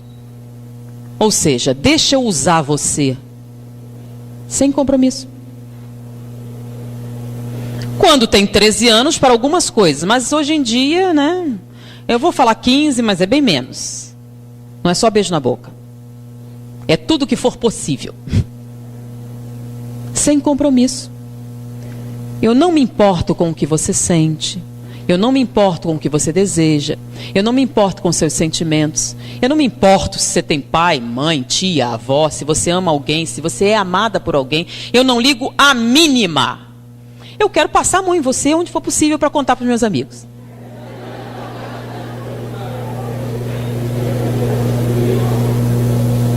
Não é? Você tem 13 anos. Você vai passar uma menina a mão por quê? Porque você está muito afim. O que deveria ser um impulso afetivo importante, ser busca de autossatisfação, vira assim: olha, passei a mão em 5. Até onde você foi? Onde ela deixou? Deixou tudo. E você conta para os amigos e faz um ranking. Quanto já ficou? É um ranking ou não é? Ninguém! Não pegou ninguém! Não usou ninguém como uma coisa? Não pegou uma pessoa com sentimentos, com passado, com futuro, usou e jogou fora? Não fez isso? Que homem é você? E os espíritas falam, todo mundo faz, gente, todo mundo está fazendo. E com isso, vocês fazendo bastante, vocês ajudam alguns a ficar ricos.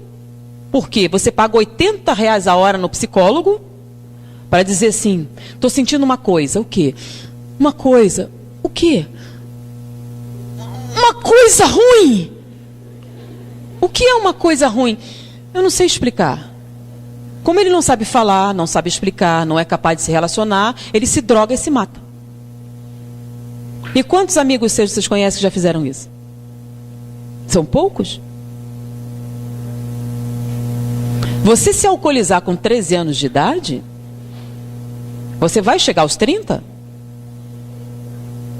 Não com todos os seus neurônios intactos. Quando você chegar aos 30, nem é mais a pessoa que você conheceu. Isso é um fato. A gente dá risada porque está tão comum, tão natural. E você espírita fazer isso porque todo mundo faz. E olha só, eu não estou falando de religião, estou falando só desse trabalho científico. Olha a diferença do nível de tensão da pessoa normal dessa que pratica o sexo parcial. Então você tem um jovem de 20 anos que você é incapaz de ter relacionamentos mais profundos. Tem uma vida totalmente vazia, sem sentido. E quando finalmente o cansaço começa a chegar, você fica sem ter como sair. Qual é o resultado da pesquisa? Sexo sem amor não só não dá prazer, como ainda faz mal à saúde.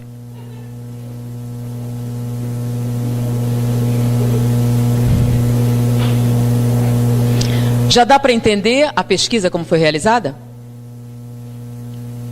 O que acontece? Você inicia sua prática sexual com 15 anos. Depois de ler a revista Capricho, Carinho, Cosmopolitan, Marie Claire, e assistir a Oprah e algumas novelas. E lá fala que vai ser um espetáculo, explosivo, revolucionário. E quando você faz, não é lá essas coisas. Pior ainda, você nem experimentou aquilo que disseram que você deveria experimentar. Porque tem um problema sério com as mulheres que eu vou contar depois do intervalo. Então, depois do intervalo de quantos... Com esse povo todo, quanto tempo? 10 minutos é pouco, não? Vamos dar uns 15 minutos de intervalo. E na volta eu falarei sobre a diferença entre a sexualidade masculina e feminina. Rede Amigo Espírita, uma ferramenta de união, interação e divulgação do movimento espírita. Acesse www.redeamigoespírita.com.br e confira nosso acervo disponível. Rede Amigo Espírita, divulgando, instruindo e unificando.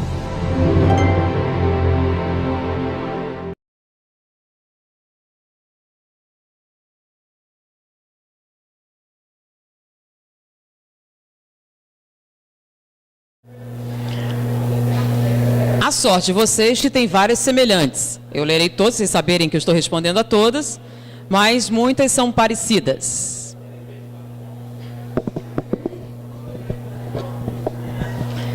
Bom, agora eu vou começar com a minha demonstração de velhice. Finalmente, me fez profundamente feliz. Finalmente, depois de 20 anos, e a gente fala sobre o assunto, mais ou menos 15 dessa pesquisa, saiu a pergunta que foi a primeira que eu me preparei para responder. Porque quando a primeira vez eu ouvi sobre o assunto, então, era o nosso professor de clínica médica que estava chegando da Alemanha, ele falou sobre o assunto, me veio automaticamente, peraí, eu não acredito nisso. Não é possível, nunca ouvi falar de um negócio desse. E na época, eu tinha um amigo que trabalhava no Instituto Médico Legal e fazia autópsias.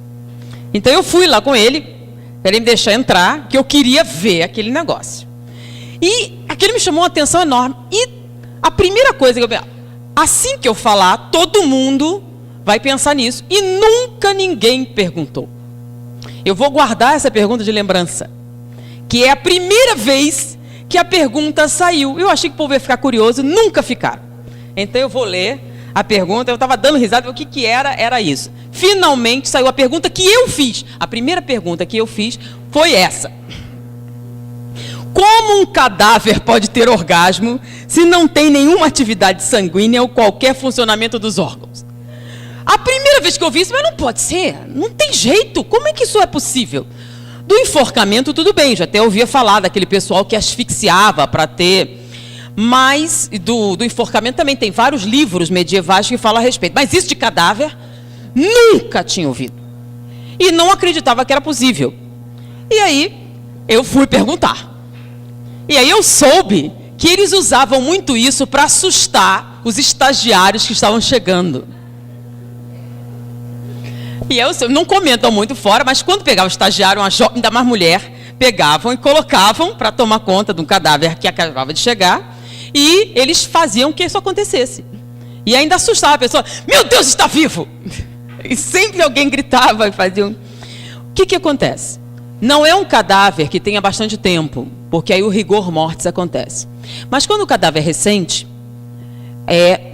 quando o coração para, as extremidades se contraem e o sangue começa a se concentrar na parte central do corpo. Tá?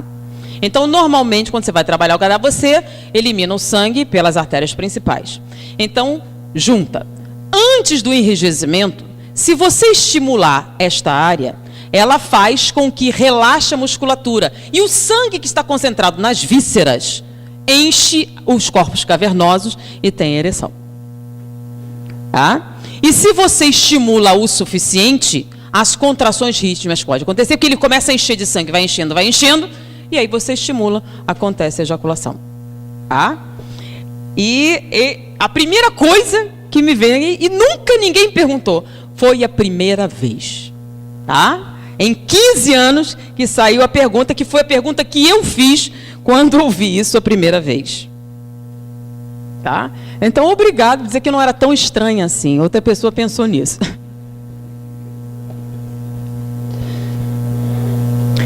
Se sexo não é uma droga, por que ela vicia?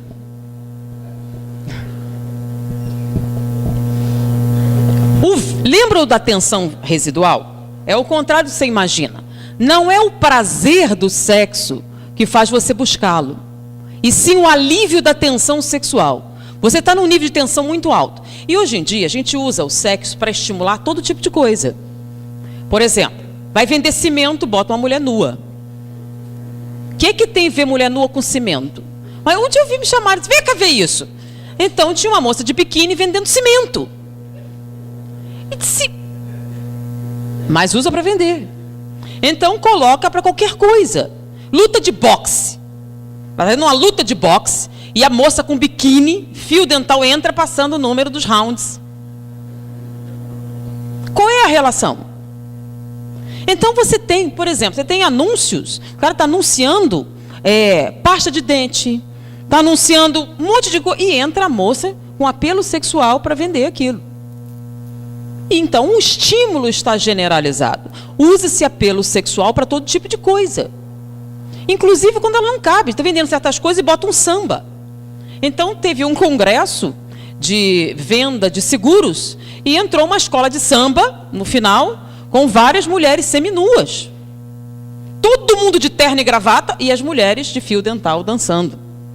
Então a gente está tendo um apelo muito grande. Então a tensão sexual muito grande faz com que, para aliviar-se, você se utilize do sexo. A droga é o contrário, você usa para ter prazer. E o sexo parcial para aliviar a tensão. Tá? Então, quando você não consegue, começa o quê? Excesso de tensão nervosa. Se 92% do prazer está relacionado ao sexo, então os padres com voto de abstinência quase não têm prazer em sua vida. Nesse caso, não deveria haver entre eles juntos casos de depressão e suicídio? Olha só.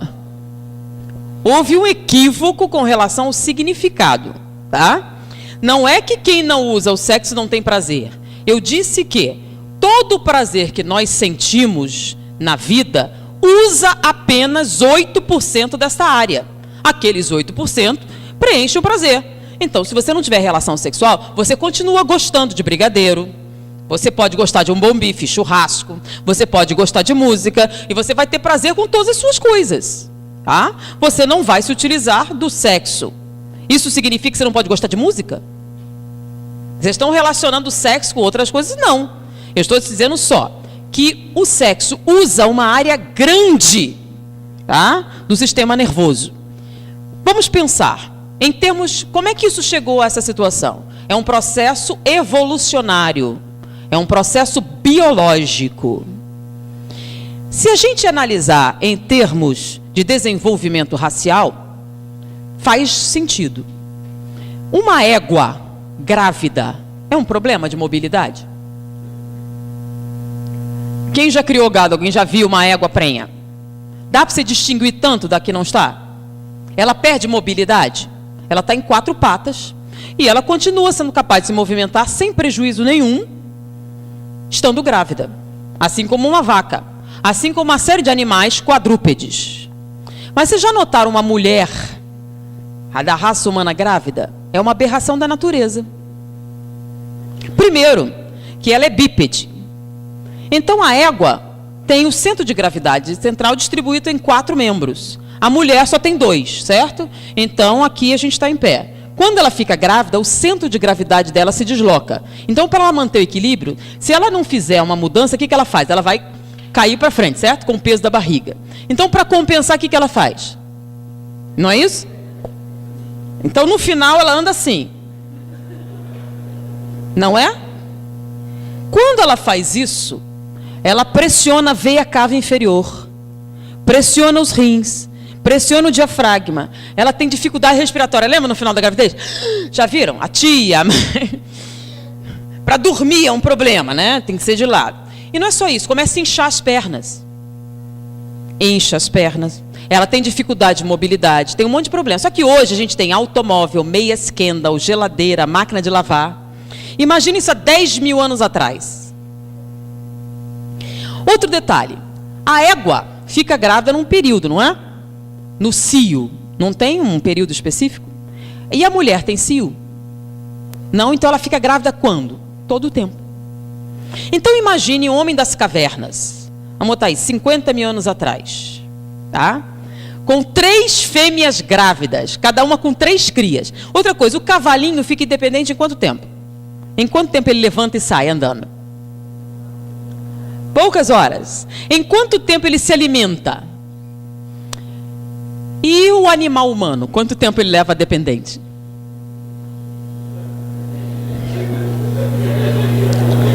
Então vocês têm ideia do ônus que é a reprodução humana? O ônus significativo? Então, se não houvesse algum mecanismo compensador significativo, você acha que a gente se reproduzia? Não. Então a natureza, para tornar viável essa espécie, ela criou um mecanismo de sobrevivência. Então nenhuma outra espécie experimenta o orgasmo feminino. Só a raça humana, sabia? Só os machos das outras espécies experimentam o orgasmo. Somente as fêmeas humanas têm a experiência como nós temos. E em nenhuma outra espécie é tão intenso quanto na raça humana. Com que objetivo? Criar interdependência. Porque se a poligamia fosse a natureza do ser humano, a raça tinha desaparecido. Imagina um homem das cavernas com 5 esposas grávidas, cada uma com 3 crias. Como é que ele ia sustentar esse povo? Caçando e coletando animais, sem garras, sem ferramentas, sem nada. Porque não tinha, lembram? Estamos falando da Idade da Pedra, Paleolítico. Então não tem. Como é que ele ia sustentar 5 fêmeas, cada uma com 3 crias? Não ia. Então, essa estrutura biológica pressupõe o quê? Relações monogâmicas. Quanto mais tempo você permanece com um parceiro, mais intenso é a resposta sexual. Lembram? 100% de estimulação. Então, 100% de estimulação vem com o convívio emocional. Então, quanto mais tempo você permanecesse com o parceiro, mais ligações emocionais você teria com ele. Mais intensa a resposta sexual, o que fazia a tendência de poucos parceiros. O que permitiria que vários homens, cada um com a sua parceira e algumas crias, pudessem sobreviver. Quando é que surgiu, então, a poligamia? Então, quando a gente faz estudos arqueológicos... Olha só, gente... ainda não estou falando de religião nem de moral. Então não estou falando do que eu acho. Então, se alguém perguntar, existem dados estatísticos para apoiar o que estamos afirmando. Essa é a diferença de uma abordagem científica para uma abordagem puramente religiosa ou filosófica. Se é religioso, é revelação divina. Vem do que você acha, inspiração de Deus. Se você está fazendo uma abordagem científica, você só pode falar a respeito do quê? Eu acho, está banido. Então, alguns alunos, quando escrevem trabalho, eu pego aqui e digo, meu filho, de onde você tirou isso? Foi revelação divina? Quais as suas fontes? Baseado em que você afirma uma coisa dessa? O nome disso é metodologia científica. Então, muito bem. Em achados arqueológicos, quanto mais antigos os fósseis, menor o número de parceiros. Então, quando a gente pega a idade de Cro-Magnon, havia convivência com o Neandertal, nos encontros familiares, nós encontramos o quê? Poucos parceiros, casais. Tá? Casais de um macho e uma fêmea. À medida que a gente vai avançando no tempo, quando a gente chega no período da agricultura, quando deixaram de ser coletores e passaram a ser agricultores, ou seja, permaneciam muito tempo numa região e começavam a acumular bens, quando sobrou tempo, começaram a fazer besteira. Foi aí que começou a poligamia. Então, com o acúmulo de bens, você tinha a oportunidade de sustentar com folga maior número de pessoas. Foi aí que começou o maior número de parceiros. E a partir também está aí as trocas de parceiros. E à medida que a gente foi evoluindo em termos sociais, com a abundância, com o ócio, quanto maior os números de horários de ócio, maior o quê? Tempo para errar. Correto? Então, biologicamente, a nossa tendência natural não é a poligamia. A nossa tendência natural é a monogamia. Ela é mais proveitosa no ponto de vista biológico. Bom, então voltando aqui à pergunta. Então, a percentagem usada no cérebro não tem nada a ver com ser mais ou menos feliz, tá? Então, você sendo praticado sexo ou não, a música continua existindo na sua vida, os outros prazeres todos. Praticando a abstinência. Olha só, a abstinência é não fazer sexo com outro parceiro, é isso? Está falando ou não fazer sexo de maneira nenhuma? Porque celibato significa que você não tem relações sexuais com um parceiro, mas pode praticar outras formas de ato sexual. A abstinência seria a ausência total da prática sexual. Existem duas formas de você fazer isso. Uma é a repressão sexual. O que é repressão sexual? Você tem estímulo sexual. Se você tem estímulo sexual, o que acontece? Tensão sexual. Então você tem estímulo sexual, você tem tensão sexual, mas não faz o quê? O ato sexual. Então a única maneira de você fazer isso é reprimindo a sua sexualidade.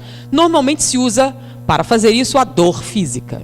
Lembram? Ajoelhar no milho, silício, chicotear-se, dor, ou vários tipos de repressão, né? Ameaças. Então era comum em internatos de crianças do sexo masculino, as crianças serem amarradas à noite para dormir. São práticas que a gente pode ler. Por quê? Para as crianças não se tocarem. Então eles amarravam, as crianças amarravam as mãos. Ele não praticava o ato sexual, mas era vontade própria? Não, era a repressão sexual. Então, outros, em determinadas religiões, que pregavam o celibato, eles usavam a dor física. O que é o silício? O silício era um pano que tinha áspero, bem áspero, algumas vezes com metais, que amarrava no corpo e que você movimentando sangrava ou provocava intensa dor. Alguns amarravam ao torno dos quadris para evitar estímulos de natureza sexual. Era muito comum evitar que as mulheres apertassem as pernas para estimularem-se sexualmente. Então faziam com as meninas, amarravam entre as coxas. E dessa maneira eles reprimiam a prática sexual, mas não o desejo. Isso provocava uma série de respostas psicológicas, porque não deixa de ser uma tortura. E a tortura e a opressão mental provoca respostas. E são os processos histéricos. A gente vê de Lundum, uma série de processos de bruxaria, histeria. Na Idade Média era comum ataques de loucura intensos que aconteciam em conventos, que eles achavam que eram ataques demoníacos. Então a repressão sexual é uma forma usada para produzir a abstinência. A outra forma é a sublimação. O que é a sublimação? Também é a ausência da prática sexual. O que muda é o motivo. Se você tem tensão sexual, mas não a realização sexual, você tem um excesso de pressão mental. Então você tem muitas substâncias tensionantes circulando no organismo, e o que propicia o colapso nervoso. Sublimação é a ausência de estímulo sexual. Se você não tem desejo sexual, por que você iria praticar o sexo? Se você não tem estímulos sexuais, você não tem desejo de praticar o sexo. O nome disso é sublimação. Isso pode acontecer? Pode. Você não vai trabalhar a resposta sexual, você vai trabalhar o estímulo sexual. Por exemplo, quando vocês veem uma estátua de Michelangelo, vocês ficam excitados sexualmente? Não. Qual é a diferença entre ver uma estátua de Michelangelo e ver uma revista Playboy? Tem diferença? Nos dois, você tem um quadro, certo? Não é real. Aquilo não é uma mulher real, é uma fotografia, tá? É uma reprodução fotográfica de uma pessoa. A estátua de Michelangelo também é uma reprodução tridimensional de uma pessoa. É até mais intensa do que a Playboy. Por que vendo a Playboy você se excita e vendo a estátua não? Qual a diferença? Os dois não são corpos nus? Por que um excita e o outro não? Me expliquem. Tem diferença? Tem? Qual? Que quando você compra a revista Playboy, você tem essa intenção. Você está condicionado a responder sexualmente a determinadas imagens. Outras não. Tá? Os índios andam nus e não têm a mesma resposta sexual que os brancos quando encontraram eles quando chegaram aqui. Por quê? É só o nu que estimula sexualmente ou o que você tem dentro da cabeça? Então, se você trabalhar o que você tem dentro da sua cabeça, você pode olhar a revista Playboy com os mesmos olhos que você vê uma estátua de Michelangelo, como uma figura masculina ou feminina, e isso não lhe despertar o menor estímulo sexual. É comum, quando você se apaixona por uma determinada pessoa, você deixa de ter respostas sexuais para outras pessoas. É claro, se você não entrar em outros aspectos, a gente não falou ainda, né? Do vício, etc. Então, normalmente, você deixa de responder sexualmente quando você está ligado a um determinado parceiro. Não é natural? Então, se você é solteiro e recebe determinado convite, você responde sexualmente. Se você é casado, não são todos, alguns, não respondem sexualmente aos convites. E tem convites. Eu me lembro de um orador espírita falando sobre uma mulher que perseguiu no hotel, até batendo na porta, e queria se reproduzir com ele. Ele diz assim, ela dizia que ela era um espírito de luz, ele também era, a gente ia ter um monte de menininhos luminosos. E ele não tinha nenhuma resposta. Por quê? É uma questão de como você vê as coisas. Os espíritos superiores, quando olham para nós e nos veem determinados atos que nós, no nosso ponto de vista, achamos vergonhosos, eles só enxergam o quê? Crianças, imaturas, infantis. Eles não veem o ato sexual com a visão que nós temos. O nome disso é sublimação. Tá? Então, por exemplo, deixa eu falar uma experiência, essa aqui é bem interessante, sobre estimulação sexual externa. Na época que eu estava na faculdade de medicina, era a época em que aconteceu o boom da AIDS. E naquela época ainda não se conhecia a forma que se conhece hoje. Ainda falavam como câncer gay. Não se sabia exatamente como é que era a transmissão. Se falava de um monte de coisa. Espirra o sangue, espirra a saliva, o cuspe. Havia um medo generalizado com relação à contaminação da AIDS. Então, o governo fez com que os estudantes fizessem palestras. Então, na disciplina de epidemiologia, você tinha que explicar como era a AIDS, falar sobre a prevenção sexual, falar sobre a necessidade de fazer o teste, principalmente em locais entre as prostitutas, termas, locais onde se praticava o sexo comercial. Apesar de isso ser ilegal, o governo achava que continuava, que havia ter um papel educacional nisso. Então, eles colocaram para as universidades fazer o serviço. Então, a gente ia em determinados locais fazer palestras. Então, eram comunidades carentes, centros comunitários. E aí, alguns foram visitar termas, prostíbulos. E coube para o nosso grupo uma produtora de vídeos pornográficos. Então, teoricamente, a prática da prostituição era ilegal. Mas os filmes acabavam saindo e pagavam impostos. Porque eles diziam que era fingimento, não era prática mesmo. Mas vamos falar sério. Não era prática sexual, com fins comerciais, mas por um artifício técnico eles escaparam. Então a gente foi numa produtora de vídeos pornográficos para falar sobre a necessidade do teste de AIDS. Nos Estados Unidos é uma lei. Qualquer um que trabalha com isso tem que ter uma carteirinha que tem que ser atualizada a cada período de tempo para você poder fazer. Aqui não tem, então você não sabe. Então, falando sobre o teste, que a gente faria gratuitamente, que eles poderiam nos fazer essas coisas. Chegamos lá. Primeira coisa interessante. Todos tinham mais de 18 anos. Na carteira de identidade falsa. Mas na aparência, não. Então, havia uma jovenzinha. Eu não daria para ela mais do que 13 anos. Ela dizia que tinha 18. E ela tinha feito uma cena onde ela tinha relações sexuais explícitas com 3 homens ao mesmo tempo. É uma novela. Porque é o seguinte, eu falo claramente, não uso nenhum eufemismo nesse seminário. Tá? Então, ela tinha essa relação, aquilo era filmado, fazia-se um filme e era vendido. E as pessoas compram aquilo para excitar-se sexualmente, não é assim? Então, por que você compra, adquire um filme pornográfico? É para você dar um tchan na sua vida sexual. Né? Você vai usar para excitar-se ao seu parceiro. Não é esse o objetivo da pornografia? Muito bem. Nós fizemos a palestra, explicamos tudo, conversamos a respeito. E aí eu fui conversar com essa menina. Atenção, conversando com ela. Eu perguntei, vem cá.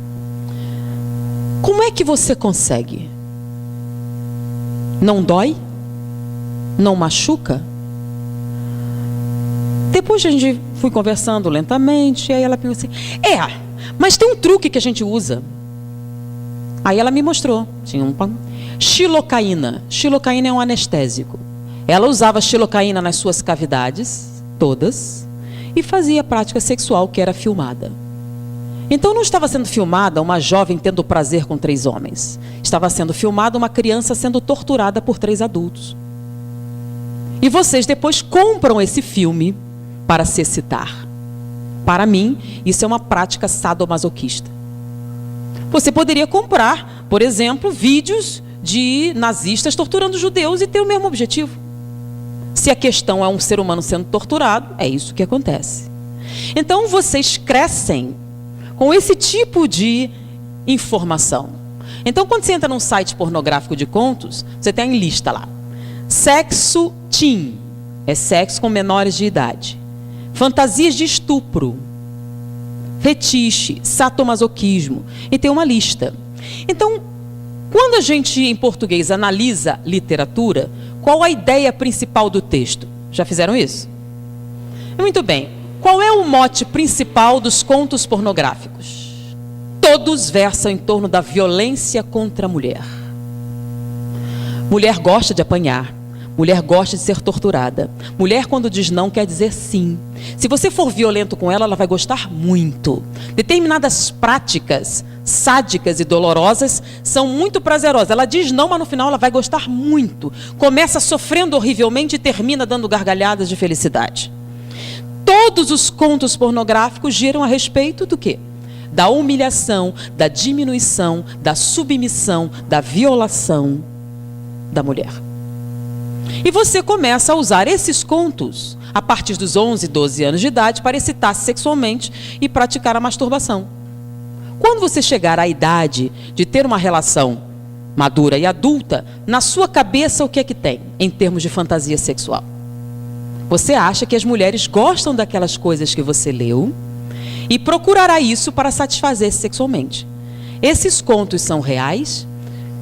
Será que são reais? Pense em você no lugar da mulher. Será que você gostaria? Homem gosta de apanhar durante o sexo, ser submetido, ser violado, práticas vexatórias, ser chamado de animal. Se vocês gostarem, então pode ser que você ache uma mulher que goste. Mas como normalmente os homens não gostam, pensem, faça aos outros o que você gostaria que fizessem com você.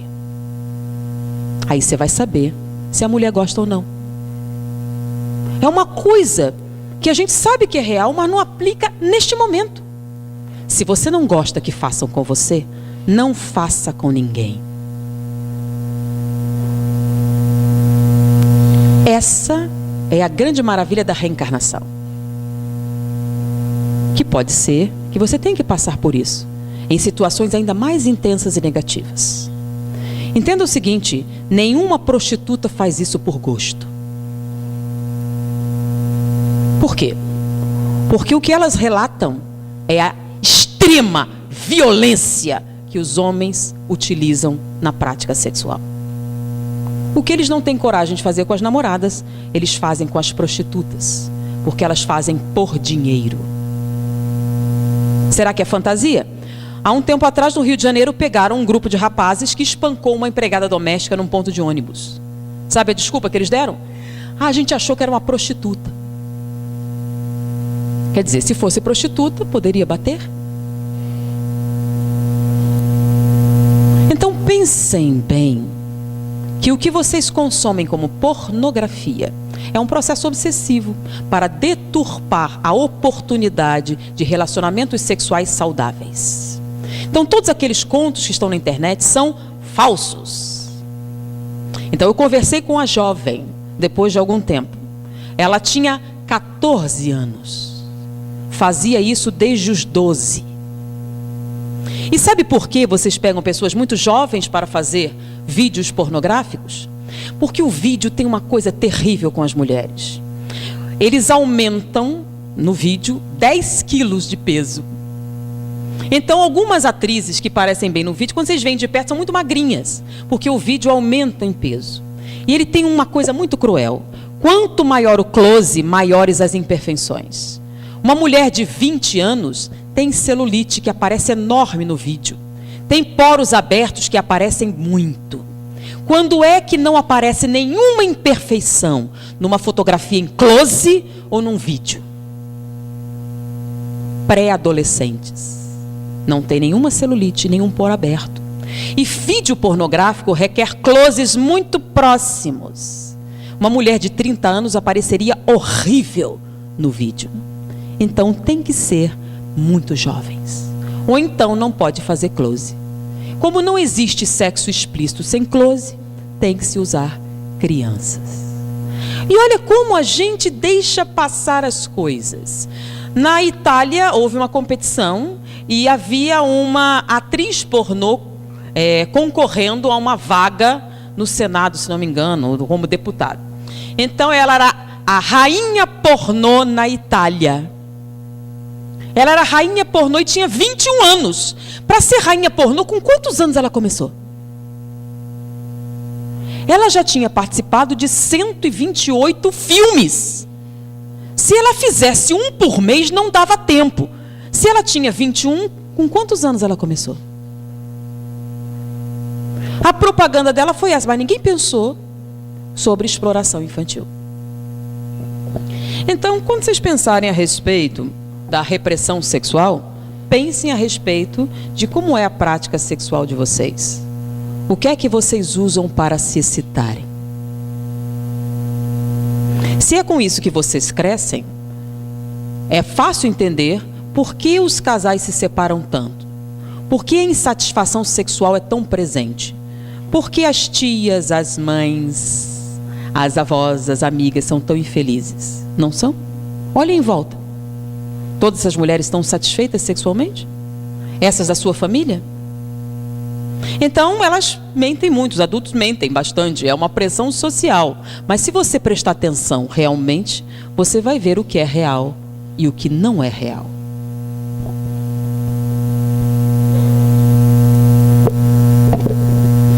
Explique as zonas erógenas, por favor. Zonas erógenas são todas as áreas do corpo humano que produzem estímulos sexuais. Algumas pessoas consideram determinadas zonas erógenas e outras não. Então isso varia de pessoa para pessoa. A gente chama de zonas erógenas porque algumas pessoas se excitam sexualmente com um beijo no pescoço, outros não. Então para algumas pessoas é uma zona erógena, para outras não. Então é qualquer área do corpo que sirva para estímulos sexuais. Um sintoma de excesso de tensão sexual é que com o passar do tempo e o excesso de tensão, você vai perdendo as zonas erógenas. Tem pessoas que sentem prazer no estímulo genital, não sentem prazer com nenhuma outra parte do corpo. Por quê? O excesso de tensão é tal que o normal já não dá mais. Então ele começa a precisar de outros estímulos. Então o sexo parcial é como beber água do mar. Quanto mais você bebe, mais sede você tem. Por quanto tempo fica esse estímulo de 100%? Mais adiante a gente vai falar. Após a realização, esses estímulos podem se prolongar, essas sensações agradáveis, por até 48 horas. Não significa que você não possa ter nova relação. Você pode. Mas se não tiver, 48 horas você ainda vai sentir aquelas sensações agradáveis. O que fazer para não ficar em estado de tensão sexual permanente? O que fazer para ter 100% de prazer e atingir o circuito de 100% de estimulação e atingir o prazer? Bom, o que leva à tensão residual é o sexo parcial. Tá? É o sexo sem envolvimento afetivo. O normal é que você tenha envolvimento afetivo e que esse envolvimento afetivo leve aos estímulos sexuais. A não ser... Agora, você entra num site pornográfico, começa a ver os filmes, ler os contos, não quer se excitar sexualmente, como? Tudo ali tem um determinado apelo. Então, se você se estimula, vai ficar excitado sexualmente. Se ficar excitado sexualmente, só tem duas coisas. Ou você tem um ato parcial, ou usa repressão sexual, ajoelha no milho, chicote, silício, essas coisas todas.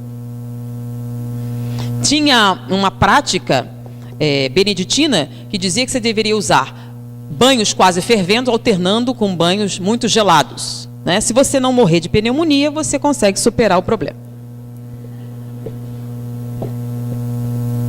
É verdade que a ejaculação aumenta as chances de ter câncer de próstata? Masturbação e espinhas têm relação? Masturbação faz mal para os jovens? Primeiro, não há nenhum trabalho científico que associe o número de ejaculações com câncer de próstata. Porém, em termos espirituais, tá? A gente tem uma resposta. Então, quando no segundo modo, se der para a gente falar, a gente vai fazer uma referência aos aspectos espirituais. Mas em termos físicos, não é o número de ejaculações que relaciona ao câncer de próstata. Na verdade, tem uma outra explicação muito pior. Masturbação e espinhas têm relação? Não. As espinhas são um transtorno de pele causado por determinados hormônios. Então, quando você chega na puberdade, você produz determinados hormônios, eles aumentam a produção das glândulas sebáceas, muitas entopem e esse entupimento leva à inflamação. Não tem relação com a prática sexual, tem relação com as mudanças hormonais da puberdade. A masturbação faz mal para os jovens? Depende. Na infância, a criança, numa determinada idade, ela começa a manipular os órgãos sexuais. A gente chama isso de masturbação. Mas se a gente fosse analisar as motivações, não seria. Na verdade, é uma forma de maturação.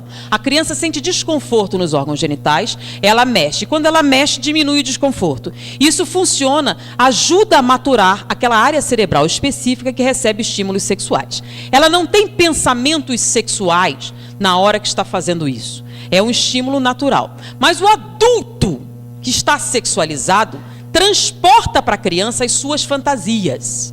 E ele sexualiza uma coisa que não era sexual. Seria uma prática natural de maturação. E se não houvesse intervenção emocional dos adultos, ela iria parar de fazer naturalmente.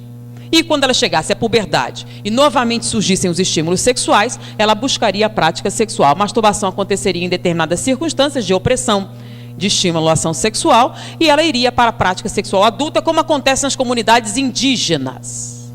Mas como nós sexualizamos a criança desde muito cedo, na exposição precoce a determinados estímulos, como por exemplo a televisão, como por exemplo a pornografia, como por exemplo certos filmes, então você sexualiza a criança, ela começa a imitar os adultos. E ela imitando os adultos tem uma série de estimulações. E aí você começa os processos de perturbação e de alienação da personalidade. Tá? Aí deixa de ser um processo natural para ser um processo que vem da convivência social. E aí começam os prejuízos. Quando a prática da masturbação é a única via de satisfação sexual, você tem um transtorno da sexualidade. Então, o natural seria que no desenvolvimento da afetividade você tivesse os desejos sexuais e não o contrário. Então, no processo natural não teria nenhuma consequência, mas como prática de natureza de transtorno mental, sim, é o sexo parcial. Qual é a diferença de você usar um objeto de você usar uma pessoa? É que chama de masturbação quando você faz sozinho. Mas quando você compra alguém na rua, que é uma coisa que você usa, você chama de outra coisa? Não é masturbação? Então, quando você usa uma pessoa com uma coisa que você usa para se satisfazer, para mim, isso é masturbação também. A masturbação também prejudica o organismo, sendo AVC, infarto, etc. Isso nós respondemos, é a mesma coisa. A masturbação prejudica ou não quem começou cedo, 19, 9 anos ou 12? Já tenho 15 anos de idade. Por que uma criança de 9 anos iria praticar constantemente a masturbação? Ela teria que estar excitada sexualmente. Como é que uma criança de 9 anos começa a se excitar sexualmente? Normalmente isso acontece? É o interesse social de uma criança de 9 anos? Não. Então, se ela está precisando masturbar-se para aliviar-se, é por quê? Porque ela está sendo o quê? Bombardeada com estímulos sexuais. 9 anos é a idade correta para isso? E de onde estão vindo esses estímulos? Ela tem que ter acesso a algum tipo de estimulação sexual para necessitar da masturbação, é ou não é? Senão, seria uma prática em que ela não faz pensando sobre isso. Então, se essa prática é constante, é porque ela está submetida a estímulos. De onde? Televisão, filmes, literatura, pornografia ou um adulto? Porque o abuso infantil existe, mesmo que não tenha contato direto.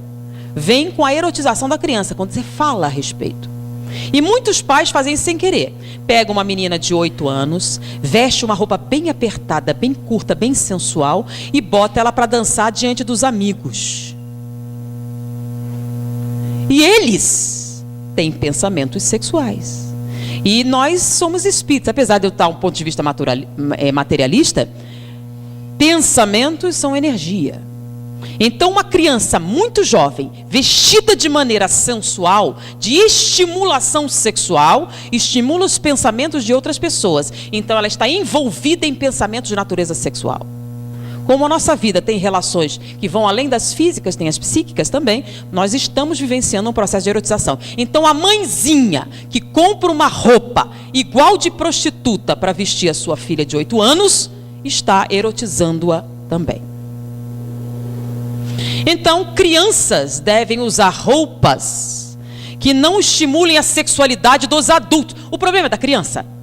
Não, o problema é dos adultos. O problema é dos seus amigos que vão olhar a sua filha.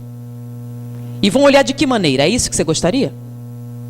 Você gostaria que os outros homens olhassem para a sua mãe dessa maneira? Então pensem como é com as crianças. Então, que gracinha, as pessoas vendem isso na televisão. E a gente faz, botar um salto alto numa menina. É bonitinho, é engraçadinho, sim. Para algumas pessoas que não têm esses pensamentos, para outras não. Além de fazer mal à sua estrutura orgânica, você ainda tem o processo de erotização. Tá? Então, crianças devem vestir roupas confortáveis, que lhe permitam mover-se, brincar, sem correr o risco. E há um risco hoje em dia significativo de serem erotizadas precocemente. A gente não pensa nisso na hora, mas isso existe. A masturbação é sexo parcial? Sim, dentro daquelas circunstâncias que nós falamos. Gente, usem o bom senso também um pouquinho. Na hora do sexo, somos nós mesmos ou uma pessoa diferente? Bom, eu não sei se a pessoa está referindo à obsessão, a um processo do tipo, a gente deixa para depois pegar isso de novo. Gostaria de saber por que as pessoas se preocupam tanto em começar a atividade sexual na adolescência. Por que essa pressa? O estímulo não é dos adolescentes, o estímulo é da sociedade. Não é não? As cobranças são cada vez mais cedo. Então, quando você torna a criança um mini adulto, é natural que ela copie todas as tradições do mundo adulto. Então, quanto mais você dificulta a criança em ser criança, mais ela vai copiar os comportamentos adultos. Ok? Temos obrigação de passar a vida ao lado de alguém? Por que há tanto preconceito com pessoas independentes? Não sei se eu entendi bem a pergunta, né? Você tem obrigação? Você tem obrigação de passar a vida ao lado de alguém? Eu não sei se eu entendi. É o quê? Casamento eterno, é isso? Você tem o direito de se casar ou não. É um direito que você tem. É a liberdade. Perguntaram a Jesus: Senhor, é lícito o divórcio? O que ele respondeu? Sim, pela dureza dos vossos corações. Se você não fosse tão ruim, você não precisava se divorciar. Então, como você é muito ruim, você se divorcia porque você não é capaz de superar as suas limitações e amar a outra pessoa. Mas a gente quer que ame a gente, né, não? Quer que ame com os nossos defeitos, com os nossos problemas. A gente exige violentamente o amor das outras pessoas. Mas dar não é conosco. É porque as pessoas egoístas não gostam de dar. Qual é a definição maior do egoísmo? Primeiro eu, depois os meus. Aos outros, nada. Então você quer que a pessoa te ame, quer que a pessoa aceite seus defeitos, quer que a pessoa aceite suas limitações, você quer que o outro seja tolerante, que o outro seja, que perdoe, que faça tudo de bom. E você? Todo mundo quer o príncipe encantado, mas merece. Ninguém me ama, ninguém me quer. Será que não é porque você é chata?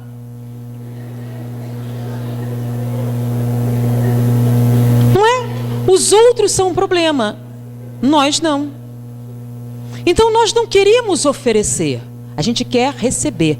Muitos de nós somos parasitas emocionais. Nós parasitamos nossos pais, parasitamos nossos amigos, parasitamos nossos cônjuges, passamos a vida inteira como parasitas e quando vamos para o mundo espiritual, viramos obsessor.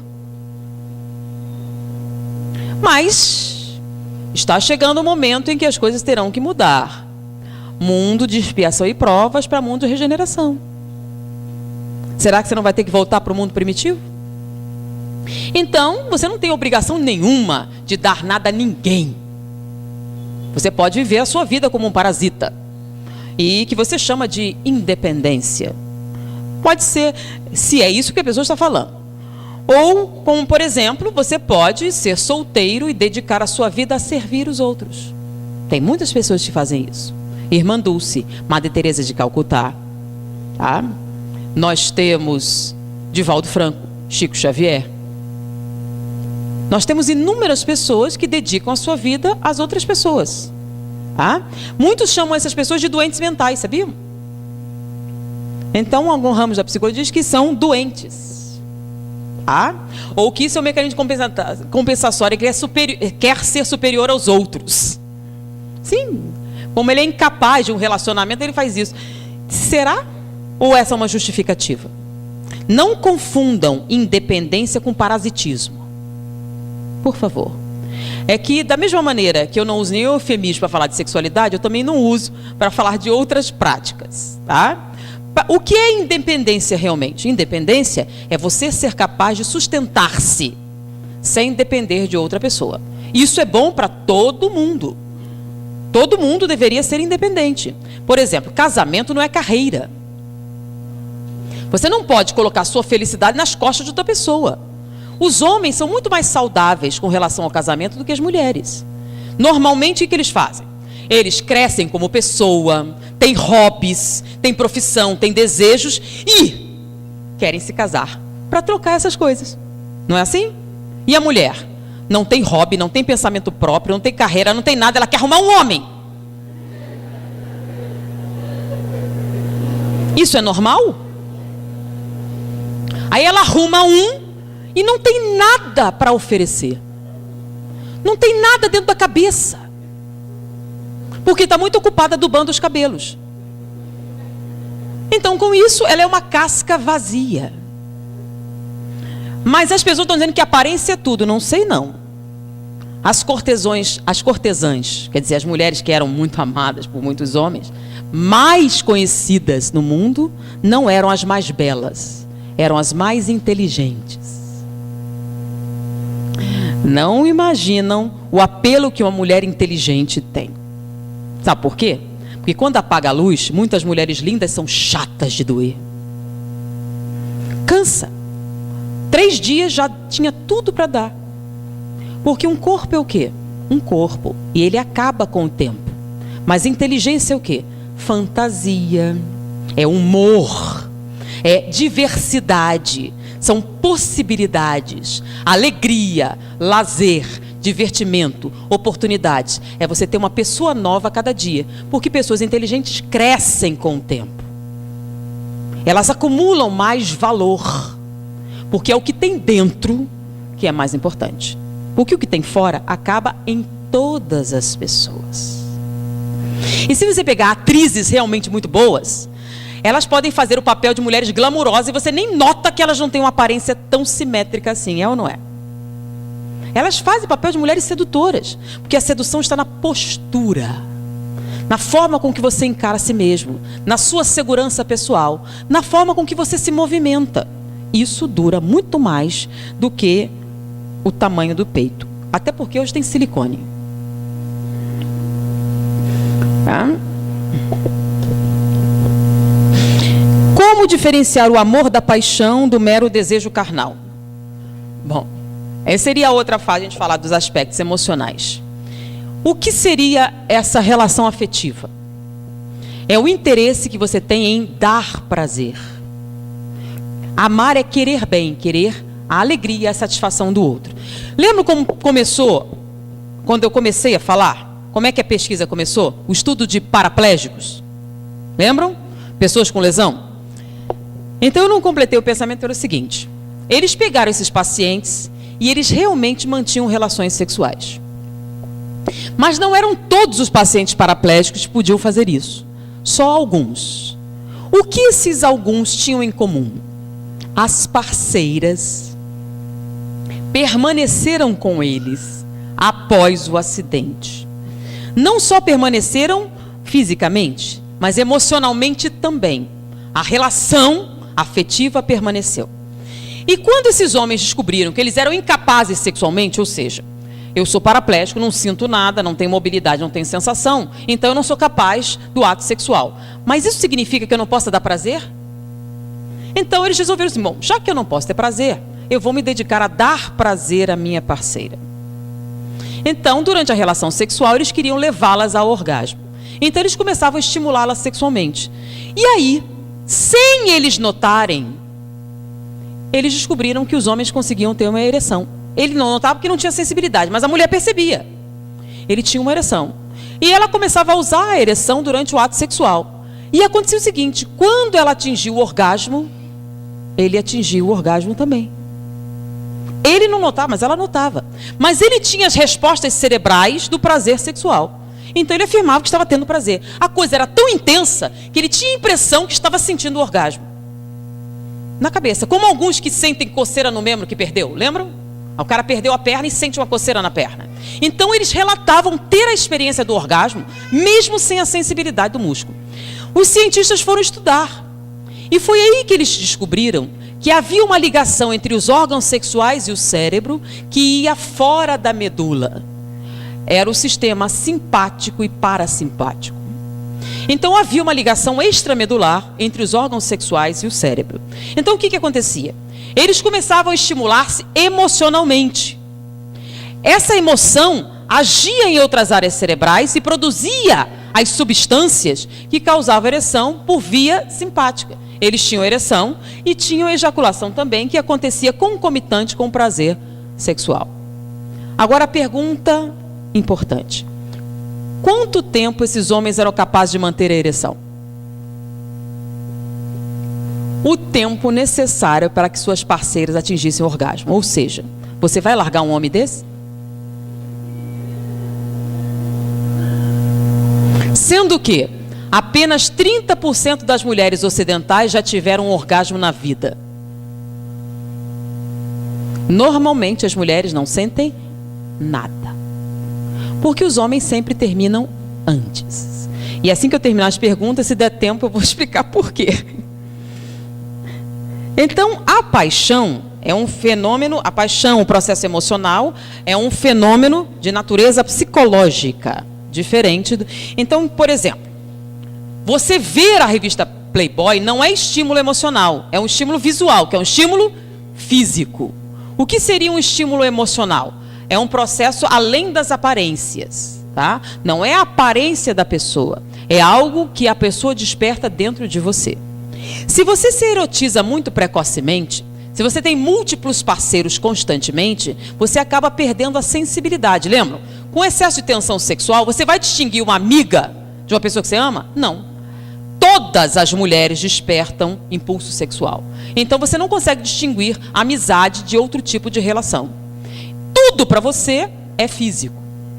Mas se você fosse um homem normal, o que aconteceria? Apenas estímulos afetivos iriam despertar sua resposta sexual. Você teria uma amiga que você amaria profundamente, mas não teria desejo sexual. Nós tínhamos um casal de amigos que eles eram juntos perfeitos. Parecia que um começava ou terminava a frase. Eles combinavam, eram muito amigos, se amavam. E a gente sempre esperou que eles se casassem, mas isso não aconteceu. Ele arrumou uma namorada e casou-se. Ela arrumou um namorado e casou-se e foram profundamente infelizes. A mulher dele é uma megera horrorosa e o marido dela era um horror. Vai errar assim no inferno. E o primeiro problema que eles tiveram é o ciúme.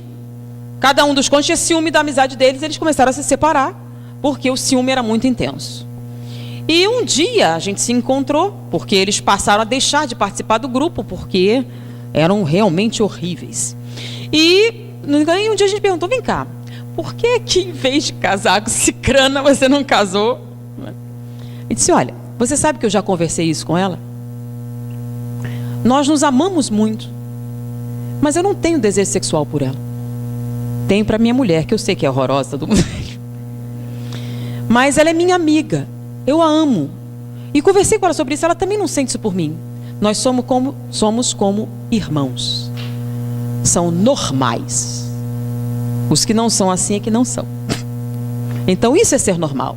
Ser normal é ter amor fraterno, é ter amor filial, é ter amor paternal, é ter amor afetivo e ter também o amor marital. São relações diferentes na nossa hierarquia emocional. Então, pessoas normais têm múltiplas relações afetivas. Não é uma só. Inclusive, você pode amar pessoas que não são da sua família como irmão, como mãe, como pai, como filho, como amigo. Isto é ser normal. Não é normal confundir amizade com sexo. Em relação ao prazer sexual, sabendo que só desfrutaremos do mesmo em uma relação afetiva verdadeira, seria comum passarmos uma vida inteira sem conhecê-lo? O que fazer para eliminar essa chance? O convívio com o sexo parcial, com o mesmo parceiro, pode se tornar, ao longo do tempo, um sexo total? Qual o sentido da palavra amor em relação... Bom, tem múltiplas perguntas, algumas já respondidas, mas vamos lá. Podemos passar a vida sem conhecê-lo? Sim, podemos. Tá? Porque a reencarnação tem por objetivo o nosso crescimento espiritual. Não é um playground para a gente se divertir. Tá? Nós viemos para crescermos como pessoas. Pessoas que abusam muito, normalmente, têm como vida a solidão, para aprender o valor que as pessoas podem ter em nossa vida. Então, estar uma vida de solidão pode ensinar algumas pessoas que as outras pessoas são importantes, que os sentimentos são necessários. Então, às vezes, a gente só dá valor a alguma coisa quando perde. Então, não ter pode ser uma lição muito boa para a gente aprender a valorizar o que tem. Que muitas pessoas usam o afeto das outras, abusam, exploram, são como os parasitas que nós falamos, sem dar nada em troca, e passam a vida assim, explorando a afetividade dos outros. Elas irão aprender o valor que isso tem quando não tiverem mais. Por que muitas mulheres não acreditam quando o homem se entrega ao amor? E quando ele está sendo carinhoso, ela acha que ele tem outra, quando ele só tem ela na cabeça. Bom, esse aí já é um caso de psicologia. O ideal é procurar-se um terapeuta. Muitas vezes a comunicação entre o casal não se faz como a gente imagina. A gente acha que está passando alguma coisa e não está realmente. Tá? A gente acha que o outro percebe. É muito comum muitas mulheres esperarem que os homens leiam os pensamentos. Porque quando ela cresceu com a Branca de Neve, Cinderela, com o príncipe encantado. Lembra o príncipe encantado? Ele, além da bela aparência e tudo mais, de ser rico, ele também lia pensamentos. Porque ele dava a ela tudo que ela queria, sem que ela precisasse dizer.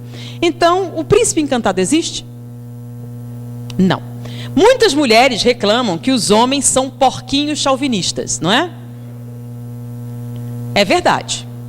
Muitos são. Mas tem uma outra coisa que é real também. Nenhum porco nasce de cabrita, não é? Se os homens são porquinhos, é porque foram criados por porquinhas. Então as mulheres machistas criam homens machistas também. E querem um marido que não seja. Questão de merecimento. Se você quer um marido mais sensível, que não seja chauvinista, comece criando seus filhos. Na próxima encarnação, talvez você tenha sorte. Então, as relações afetivas, elas são o que nós criamos. Então, os homens são criados com um determinado objetivo, as mulheres com outro. A comunicação, às vezes, é muito difícil. Além disso, a pornografia atrapalha bastante. A pornografia é produção da espiritualidade inferior. Com que objetivo? Impedir a realização sexual. Porque dentro da realização sexual não sobra nada para ninguém. Como é que você vai atender os parasitas? Não vai. Então interessa ao mundo espiritual superior uma relação estável, monogâmica, plenamente satisfatória sexualmente? Não. Então como é que eles combatem isso? Informações contraditórias. Informações falsas. Você consome isso e espera que isso seja normal. Quando você vai fazer, não é. E o afastamento é natural. Como ninguém fala a respeito do assunto, você não resolve o problema. Tá? A mulher finge que está sentindo, o homem finge que acredita e continua um grande fingimento.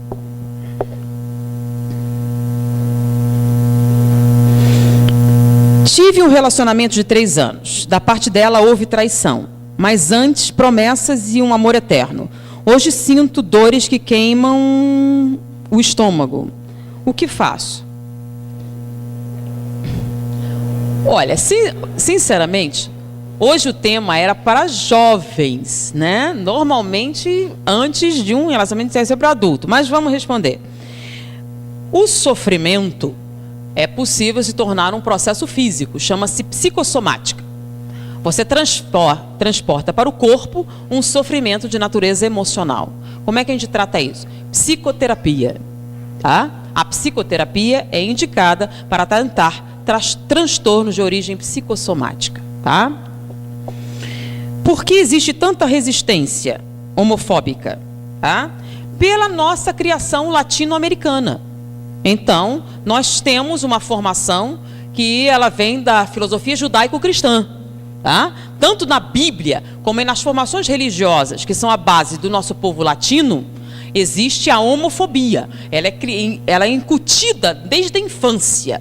Então, essa resistência é natural, porque o background latino-americano é homofóbico.